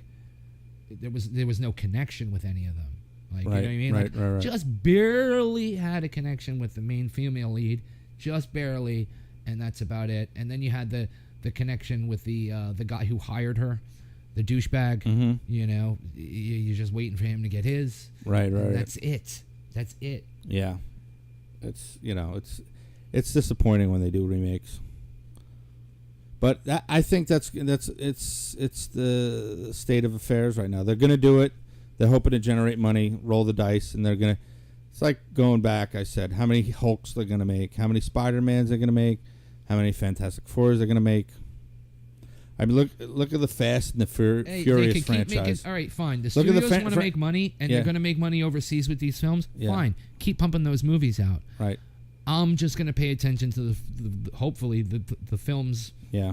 you know, that I want to see, Right. and let's hope that that this problem doesn't bleed into everything. Thing. Like modern music, you can't turn on a radio station now without hearing the music, and all fucking sounds the same. All of it sounds the goddamn same. Yeah. Yeah. And the same thing's going to happen with film, Yeah. you know? But you're going to have a few rare exceptions, you know? Like Arrival. Yeah. That film's, only like 2 years old or something like that? I think it's like a year old. old? It was excellent. It was great. Yeah. Well, it's I love it's- Blomkamp's work. I love his work. Blomkamp. I think he's great. Yeah, he's thank God another think, guy came out of the ranks. Yeah, I think Could if be you- a gal too. I don't care. I'd like you know to who see I him like is a work good with female talented screenwriters. action director. I like Yeah. is Kathy Bigelow. Okay.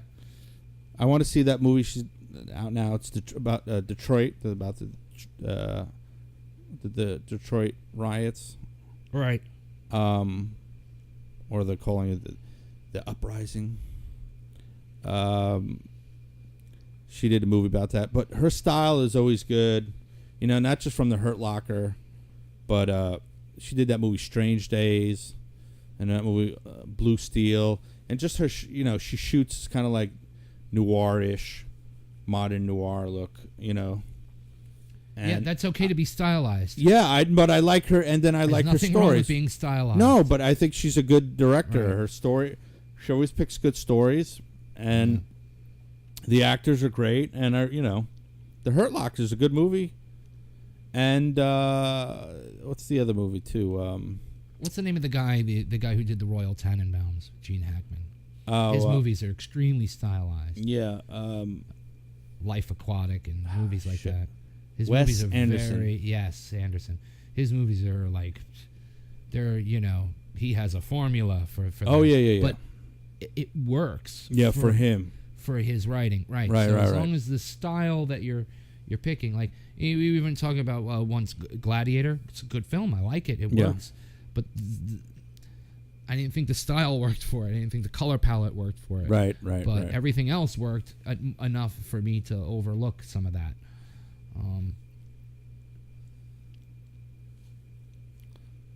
Back to the Fifth Thing. Element, extremely stylized film. Back to the Thing. Yeah. Oh yeah, costume design. Forget it. Just the color palette of the film alone. Oh, yeah, is yeah, so yeah, those yeah, colors yeah, are so saturated, and usually I hate when colors are saturated in a film. A lot of these modern movies, like I really liked Guardians of the Galaxy, the first movie. Yeah. The color palette's awful. It's just way too. It's too digital. The color palette's too saturated. The colors, is all this orange and blue in my fucking face. Did you It's like this, enough already? Did you like the sequel? I haven't seen that yet. Yeah. I don't know. It was kind of corny. The first one was okay. I'm not a big. I liked it. I'm not a big Marvel. I just. I'm not big on the Marvel movies either, and this one pleasantly surprised me because it was different from the other movies. I'll watch them. I watch was- all the shit. it I'll was- I eventually feel like the watch movie- all the movies. I feel like Guardians of the Galaxy was in on the joke, just in the same way that Deadpool was. The fourth Deadpool wall. was in on the joke, Always the fourth wall. Yeah. Well, Deadpool was all about breaking the fourth wall. The Yeah. whole movie was a fucking. It gets. the whole movie. He's sitting right on the wall I talking know. to you. I know. Yeah, I yeah. know. After a while, it gets corny. But again, it wasn't. It was intentional. Like, you know what I mean? It's like, Yeah. okay, it's like we're all in on the joke. Even the actors, the director, everyone, we're all in on the joke. We're not trying to be the Avengers or Captain America or Spider-Man. Right. That's what I liked about those two films. And I think in both of those films also there was chemistry with the characters, which I don't really see too much of in the Avengers films and stuff. A couple of people, a couple of characters, sure. Right. But I just don't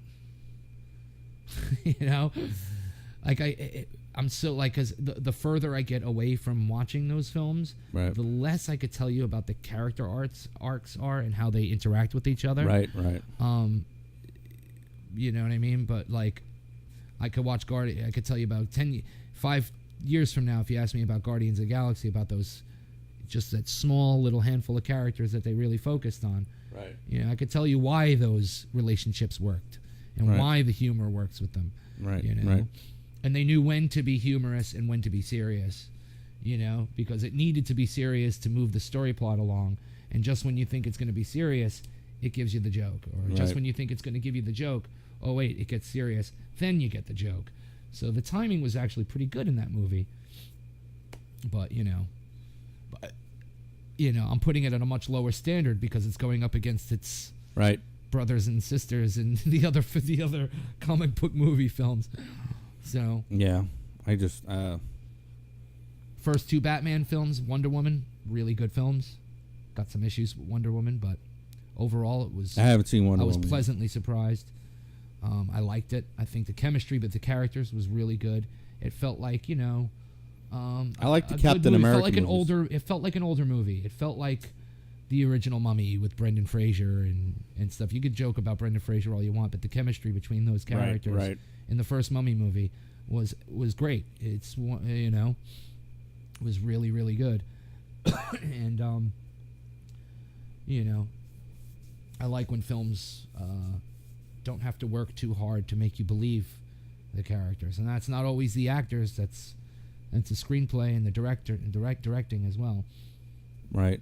Because you can get really good actors, you get some bad screenplay and some bad writing, and you wind up with some real crap. Crap.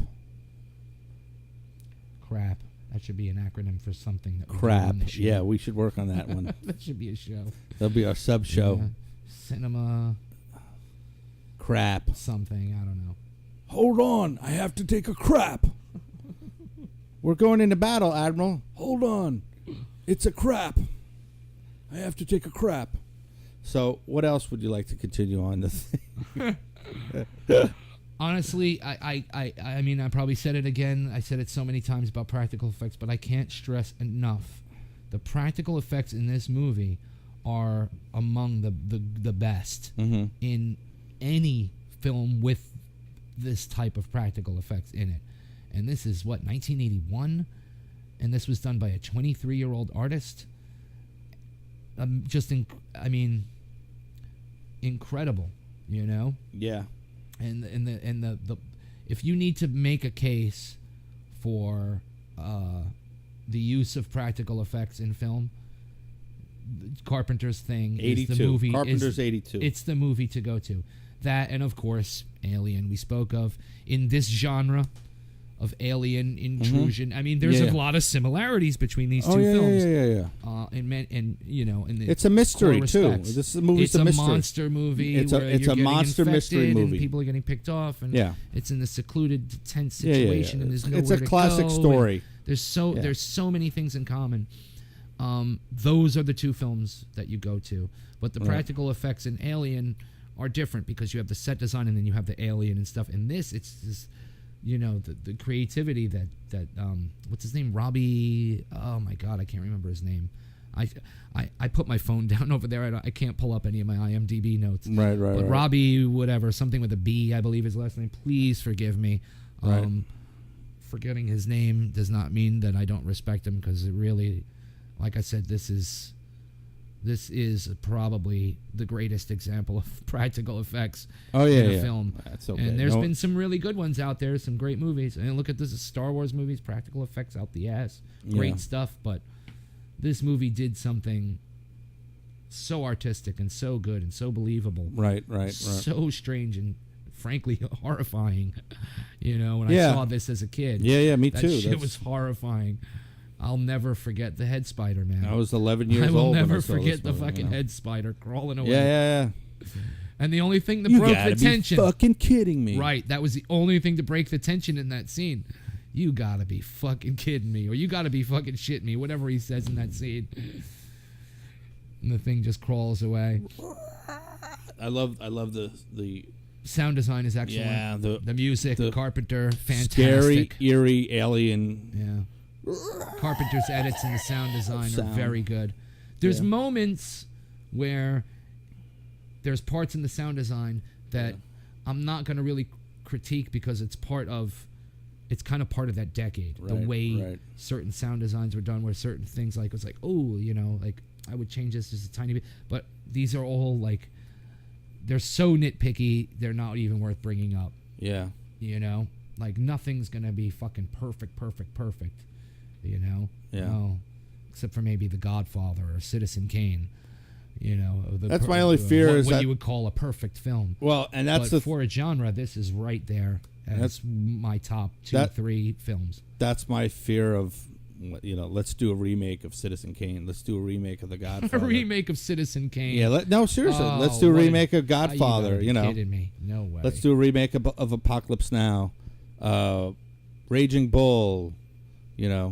Why don't we do? It wouldn't surprise me to see a Raging Bull, but Actually, in some ways it would, because how do you appeal that to the modern audience? Do you make a remake of 2001: A Space Odyssey? I mean, who would have the balls to do that? I mean, they made a sequel to it, and the sequel's pretty good. I think you could reboot that story and do things with it, because You'd really want to fuck with that? There were things that even back then I would have liked to have seen. They did with the story, like about the origin of the monolith and all that stuff like that. Like, I still love 2010. Yeah, so because do I. I like the acting and I like the Cold War thing. Yeah, me too. I love Russians, 2010. the Americans, and I love the actors that are in it. They're all great. Yeah, they are all and great. You I have love that. Sal instead of Hal, and it has the 80s, the 70s, 80s charm. Yeah. But you know, come on, all these worlds are yours. The ending is so fucking cheap. And there are other parts about the movie that are cheap, but there's some things about it that are great. The way the movie opens up, and I don't know. I like the end. He's at the satellite array, and the camera's panned back, and this. That might sound a little cheesy, but for a modern audience, I wouldn't suggest, you know, a 22-year-old kid that's into sci-fi. I'm going to tell him, yes, you have to see Kubrick's 2001. You could skip 2010. No, you got to watch unless them both. that particular person has an appreciation for the late 70s, early 80s aesthetic. Oh, they will if they're of storytelling in those. Well, if they're also films. film people, they'll like it right off the bat.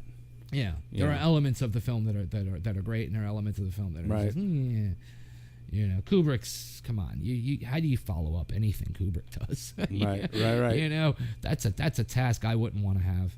I wouldn't want to be the guy that has to follow up a Kubrick film.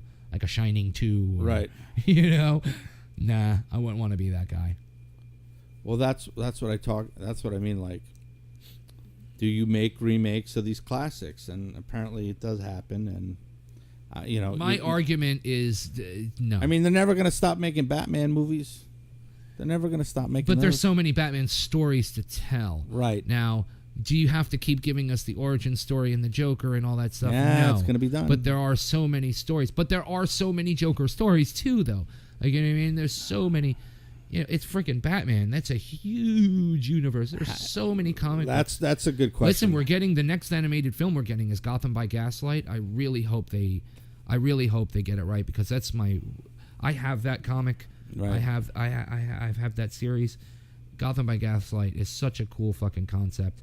It's, you know, a Jack the Ripper murders stop in London, but then they start picking up in Gotham City. Similar murders start picking up in Gotham City right around the same time that Bruce Wayne returns to Gotham City to start becoming the Batman in the first place. Yeah. So people think it's him, and, you know, he has to do his detective work, and it's, you know, it's really dark. You think Batman's dark. It's Gotham by Gaslight. It's really fucking dark. There's no electricity. You know, anything that prowls at night is in the dead of darkness, you know. Right, and the way that comic book was done and the way the storytelling was done, I hope they get it right. Well, then the question is to ask, Great story.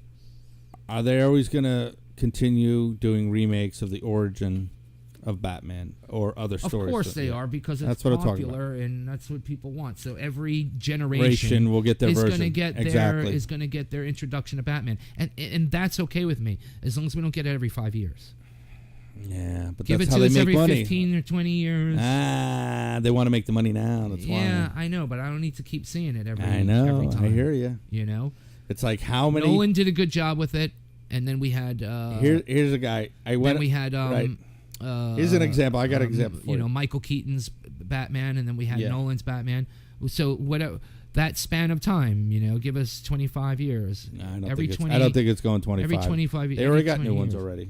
Every generation can get the Batman. They already origin. came out with the Batman movie. It's a timeless story. It's a timeless character. It's a character that people can relate to. They just came out with Ben Affleck's. Yeah. And Fleck. And then they're doing, and he's in another one now where he's Batman. So it's, you know, and the last Nolan one wasn't that too long ago anyway. Yeah, I think. It definitely wasn't. It definitely wasn't within. I think Nolan made a lot 10 of years. mistakes with that movie. It's all right. He made two good ones. A lot of mistakes. I mean, he brought a lot of justice to it, to the Batman genre. No, you don't the think first two films I think are. You don't excellent. think the one that Keith Ledger as the Joker? That's classic. That's one of the best movies of all time. Yeah, that's what I'm talking about. He brought justice But to the the third Batman. film I think he made a lot of mistakes. it's tough. It's tough. There's a lot of. I just saw Dunkirk. I have a and, lot of problems with it. Not like I can look at it from two ways. I can look at it as a Batman fanatic, and I could tell you all the problems with it. That as a purist, where there are all these problems with just the characters and how they got all that stuff wrong. Or I can look at it from the perspective of someone who knows nothing about it, and now I'm being introduced to these characters. Okay, I'm learning who Selina Kyle is, I'm learning who Bane is, and these characters are not presented in a way that make them appealing, and I really don't think it really helped the story. And just the ending, and just that's how Batman's going to retire. It just felt like it was all for nothing, But I don't know. There was a lot of problems with that. I don't know if he rushed it. I don't know if he had the wrong people in his ear. But whatever he did in the first two films, especially in the second film, even if you're not a Batman fan, that is a great film. The cinematography, the pacing, the timing, the tone, all the things that are important to me, the things that I repeat every time we talk about this stuff. I sound like a broken record, but these things are so important. I go down to sound design and color palette. I mean, my eyes are sensitive to the color palette. My ears are extremely sensitive to sound design. All cylinders. He's firing on being a in musician film. and all. Yeah, he's firing on all fucking cylinders in that film. Yeah, and the first classic. one Well, gave us our origin story, showed him, gave us this real gritty, like showing us how, Well, where that's he what I mean. trained I thought he coming from brought around justice the world. to it. Yeah, and showing where he came from, And I love his I love youth. the Tim Burton movies. Tim Burton movies are a lot of fun. Yeah, I mean, he's the first one who got away so from much that fun. 60s camp shit. Well, it was in between. Right. There was the camp was there. It was there, but he made it was darker. mixed in. Yeah, with he made it darker though. in a way that only Tim Burton makes it work. It's Tim Burton way. Other directors can't make that work. Tim Burton can give you this dark, gritty, realistic, and still have the camp. I mean, Edward Scissorhands. I mean, look at his films. You know what I mean? They they're all all have dark, that combination of the strange camp mixed with this dark, strange, gothic humor, darkness. and he's dark the only drama, one I know that can make those two things come together and actually work. I think he should do more science fiction. I'd like him to do like 2 or 3 more sci-fi movies, just to get that under his belt. I'd like to He's see done him a lot. do, He's done like I'd like Sweeney to see him Todd do and something Alice really. in Wonderland. It's like- Sweeney Todd. It's like, come on, dude. It's awful. Do some more. I'd watch awful. like Edward Scissorhands. I'm not a fan of musicals anyway. Yeah, neither am I. But Except for South Park. But That's genius.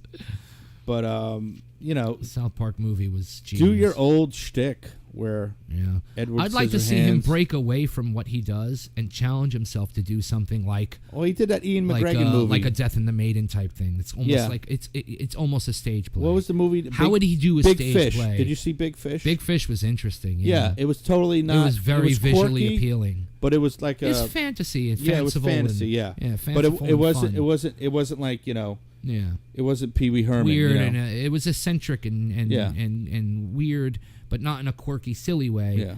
Yeah. Where it was quirky and silly, it was just part of the design. Like Pee-wee's Big because Adventure it's supposed is to be awesome. someone telling these grand stories. He's a storyteller. And at the end they have to give it that little like, ooh, well, this and these connections. Oh, maybe he was telling the truth, or there's some kernels of truth to the story. Right. But people that tell big, grand stories tend to do that. They'll take something from reality, something from their past, something to tell a story, and make it bigger. Right. Which is how legends are formed in the first place. Tell him Large Marge sent you. Yeah. Pee-wee. I still have to see that. I still have to see the what was that one that he made, the new Pee-wee one. He made a new Pee-wee? It was that other Pee-wee one. Pee-wee's Big Adventure? Well, Pee-wee's another Big Top? another adventure or whatever. Yeah, it was a sequel. Yeah, I still have to Pee-wee's see Big that. Top Adventure or some shit. But that's First Pee Wee Herman that's film. Tim It's great. Burton, It's though. really good comedy, man. It's Tim really Burton good did comedy. Pee-wee's Big Adventure. Yeah, but what made that movie work most of all was the same thing I think that makes Beavis and Butthead work is that you have Beavis and Butthead are kind of like these one-note characters. Pee Wee Herman is this one-note character. It's not the character and what the characters are doing. It's how they're affecting the world and what's going on around them and how people are reacting to them Right. in this story as they go from, as they go through their journey through these films. The Beavis and Butthead movie, like everyone's like Beavis and Butthead. Those guys are just like, my bunghole, blah blah blah blah. Yeah, that's the point. That the focus isn't the movie. It's how they affect everything around them Right. and everyone else's reaction. That's why the Beavis and Butthead movie's great. That's why Pee Wee Herman movie's great. Big Top Pee Wee. That's the sequel. And same thing with Edward Scissorhands. Johnny Depp's character isn't all that interesting in that film. Yeah. But it's how he affects that community and what's going on around him because of his presence in that film as he goes through his journey through the film. Why that movie's so great. Edward Scissorhands is awesome. Oh yeah. Well, that's Burton's style. It's so. such a cool movie. But he did. It's like it's like my little goth romance movie. Yeah, Winona Ryder's in it. Is so cute in it with her blonde hair. She's adorable in it. I love Winona. Winona forever. Beetlejuice. Winona She was really young in forever. Beetlejuice. Oh, Winona, I love thee. Win on A. You break her name up. She was still cute in Alien 3. Alien Resurrection. Wait till you watch Stranger Things. She's cute in it. She's in Stranger Things? Oh yeah, she plays the mom. Hot. She plays a mom? Yeah. Wow. She's We're cute. getting older. Winona Ryder's playing a mom. She's our age. She was a teenager She's hot. She looks good though. Beetlejuice, and now she's playing the mom. She's 46 and she looks Wow. fucking hot as hell, baby. She's the hot MILF. Yeah, in it, yeah. In real life, she doesn't have any children, but she's gorgeous. Yeah, that's what I meant in the film. Yeah. Is she the MILF or is she just a mom and she's just, happens to be Winona Ryder? Yeah, she's a mom and is Winona Ryder. She's not like vamped up or anything. Right. But it's Winona Ryder, so how could you not be like, hey, your mom's kind of cute. I'm single. I don't mind. Hey, can I go out and date with your mom? Is that in the show? Yeah. Like the kids' friends are like, hey, I'm gonna No, the kids are like bang your hot mom. No, they're like 10-year-olds. Doesn't matter when I was 10 years old. My mouth was just as filthy as it is now. Yeah. But maybe more so. I didn't hit puberty at 10, man. It was more like I was foul mouthed at a young age. I was foul mouthing myself, but till I actually But hey, one day we were coming home here and we're coming through the parking lot and there's this little girl, couldn't have been more than 8, 9 years old, and she's standing there with her arms crossed, standing on top of the wall. It's like 4 foot high. And a bunch of little boys down underneath, and they were like teasing her. And she's up there with her arms crossed, defiant, super defiant. Right. And I'm watching what's going on as I'm going by, and I'm kind of admiring this little girl for being brave. Right. And as I'm walking by, she just goes, now, she might not even know what it means, or maybe she does. I don't know how smart kids are today. But she looks at the little kids and she goes, you can all just suck my dick. Wow. That's funny. And I was like, yeah, girl, you go. You go, girlfriend. Yeah, exactly. You stand up for yourself. Right. She was, because they were teasing her. Yeah, she was being a bunch bullied. of little boys, and they were teasing her. And Yeah. she let them have it. She was standing there with her arms crossed. Right. Serious. A defiant moment. Yeah. It was great. It was would you say it was a Wonder Woman moment? It was a Wonder Woman. A Wonder Girl moment. Wonder Girl. Yeah, I just think Burton did justice to the Batman movies. That's all. Yeah, Burton did a great job. I mean, they're still respected the today. film with Danny DeVito, Christopher Walken, and Michelle Pfeiffer. Holy shit! And man. Michael Keaton plays a good Batman. Excellent. Great Excellent. Bruce Wayne. Great Batman. Yeah, he was good. He was Yeah. very good. But Christian Bale in the first 2 Nolan films, excellent. Yeah. I thought what he was given, like what they did to his character, is not his fault in the 3rd film. Right. That's Nolan's fault. I think I blame him for that movie. Well, for making him like a paraplegic. I would still almost. watch that movie 100 times rather than watch Batman vs Superman one more time. Honestly, as many problems as I have with it. Right. I don't know. I thought Ben Affleck was all right, but I know people hate him. He didn't do it for me. But he never does it for me. I still have to see Argo, which I hear is an excellent film. So I'll give him a Argo, chance in fuck that. yourself. But you know what? Some I actors, didn't like Argo. Some actors are not made for certain parts. And You wanna maybe know he a good doesn't movie he belong did? there. Maybe he belongs in Argo. He directed that. yeah. But he's So directed. maybe he was smart, so he directed. He for directed his other movies, strengths too. and not his weaknesses, right. which he can't help when someone else is directing him. Right. Oh, what is that movie he did? He did a movie with his brother who stars in it. I can't think of it. What is that fucking movie? Yeah. He's Well, I don't really know. good in it. Do you have your list with you of the things we were talking about as far as future episodes for the show? Do you have that with you? No, because I Do you was remember? rushed this morning. Oh, you were rushed. You were rushed. Rush. Do you like Rush? Yeah, they're okay.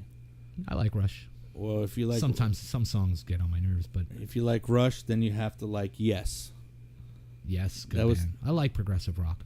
That was the weird I like thing. progressive rock. There was 70s people who liked progressive rock Yes, is fucking and then cool, if man. they liked Yes, they liked Rush, and if they liked Rush, they liked Yes. One's American, one's Good Canadian. bands. Good bands. Both excellent bands. And so if you like Rush, you like Yes, No, and if you like progressive- Yes, you like Rush. Yeah, no, progressive rock's great. Both of those bands are good. I'll listen to Yes. Owner There are of more. a lonely heart. There are more Yes songs. There are more better Yes songs than there are Rush songs. But Rush did rock. Rush. You know, Yes and had Yes. excellent. Yes. They built and Rush. They built and arranged wonderful songs, but Rush just rocked, Yeah. and they did it very well. You know. If you like Rush, you usually like Yes. And if you Yeah. like Yes, you Yes, I like Rush. Exactly.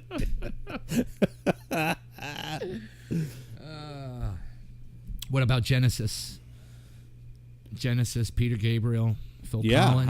How many? And the guys Phil who Collins before he got old and weird. and he left, hokey and they all stupid. became, and the guys had great careers after they left Genesis. Yeah, Phil Collins went on for a little while, did some good stuff. Peter Oh. Gabriel went on to make amazing Stuff. Amazing. Oh yeah, Yeah, he's He's a on great my top. music- He's in my top. he's a great music maker Yeah. for sure. I love all his albums. His old shit now is great too. Recently, his semi-old stuff. He's doing some strange eclectic stuff here and there, but I love Peter Gabriel's work. He's a true artist. Exactly, Very he's talented. an evolving artist that Very tries new talented. stuff. Yeah, Yeah. I concur on that. But what else about The Thing? I think we pretty much wrapped up everything there is on that. Yeah. I mean, We didn't talk- unless we're going to talk about individual actors or the individual things, but you know, I mean, Well, I would definitely watch. You got to watch. it's one of the Carpenter's perfect- movie is the movie. If you want to get a reference of the prequel, it might be watch- Carpenter's best movie. yeah.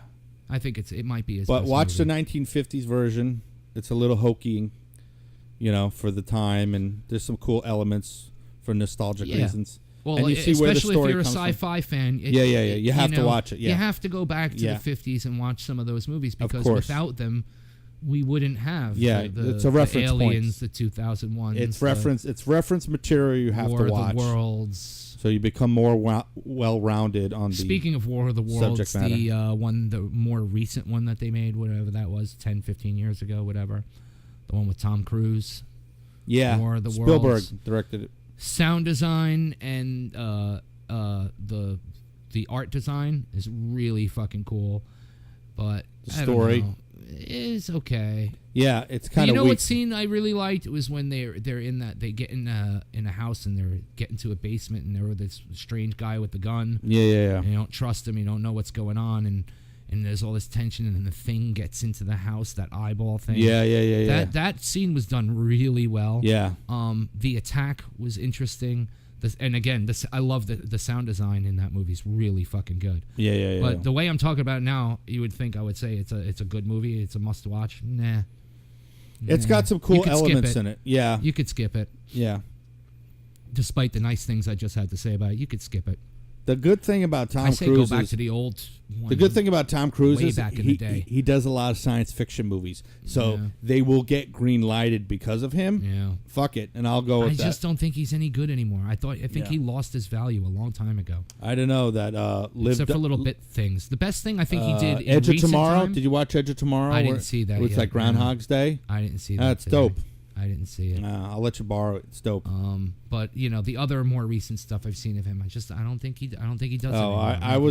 I wasn't about to go see that Tom piece Cruise, of shit mummy movie. Tom Cruise, he Fuck did, that noise. Risky Business, awesome movie. Did.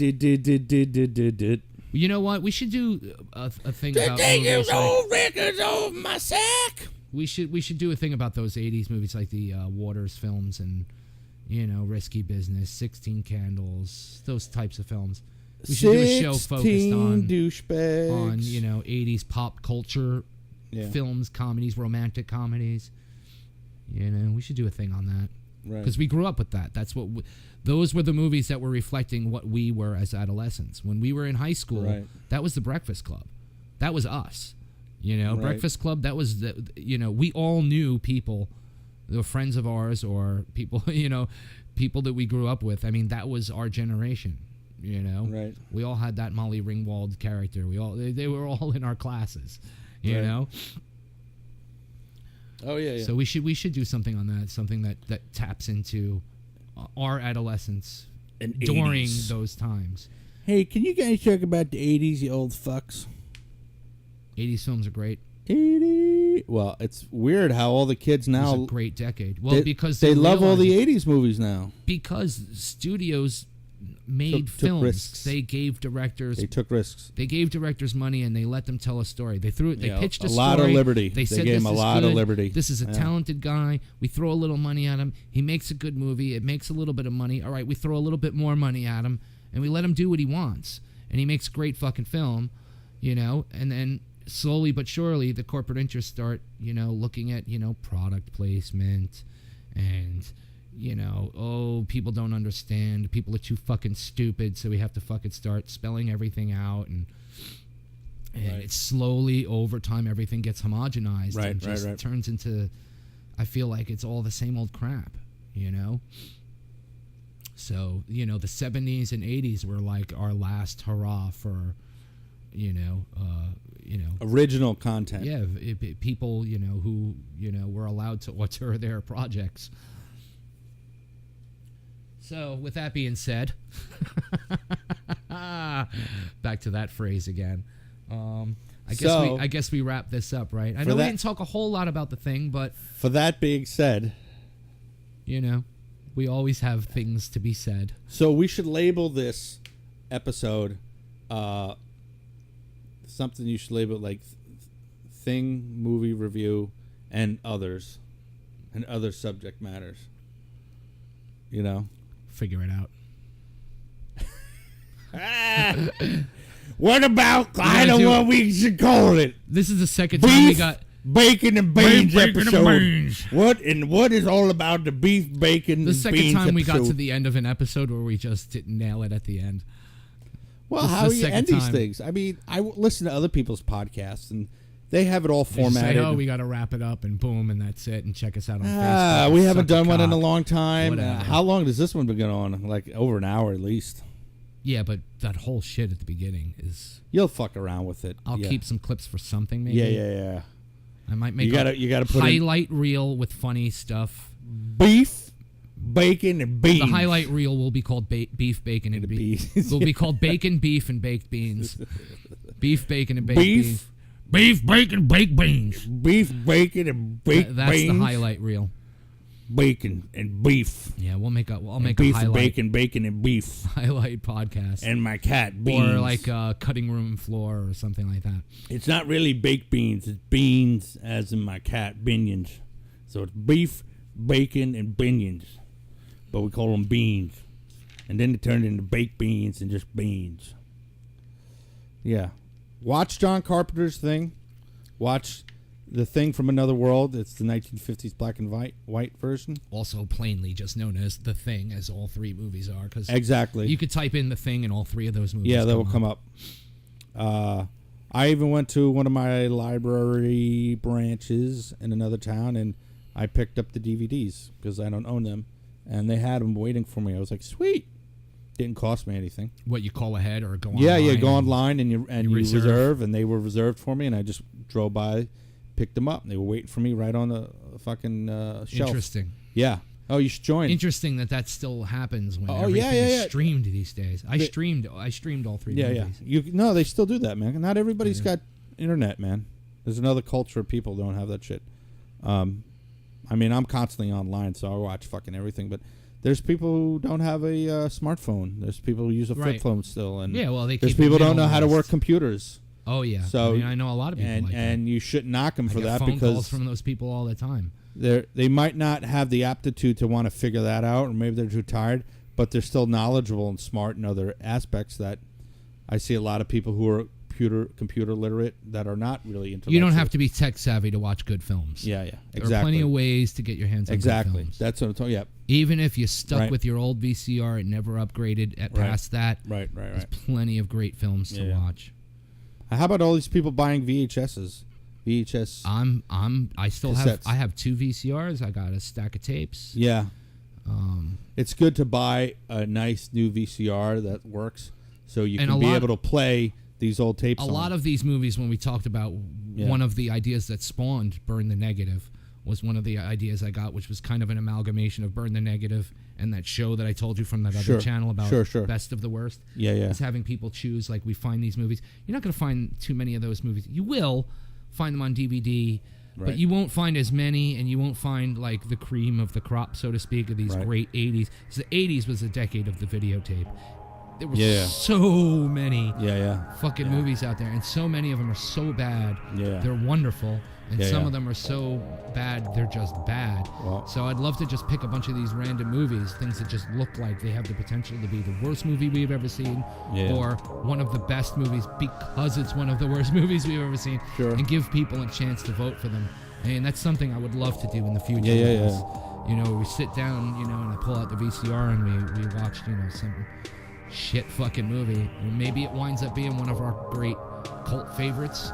Right. Who knows? Maybe we might pass the word along to other Right. people, or or one of those things we watch it so you don't have to kind of thing. Right. But regardless, I'm ready to call it a wrap. All right. It's going to be a wrap, ladies and gentlemen right. and germs. Everyone, thank you for joining is this us. when we start the end titles music? Yeah, the music's probably already going on in the background. I don't know what track I'm going to use yet. I'm not sure. I You might got to write use our something new for class. this one. I'm probably going to write something separate for this one. Or maybe I'll pull out one of the things that I already have in the archive. Yeah. But regardless, from both of us here at Theater Investigative Team Show, thank you for listening, and we'll see you next time on Titties. We'll see you On Tits. on Tits. See ya. Peace. Hey.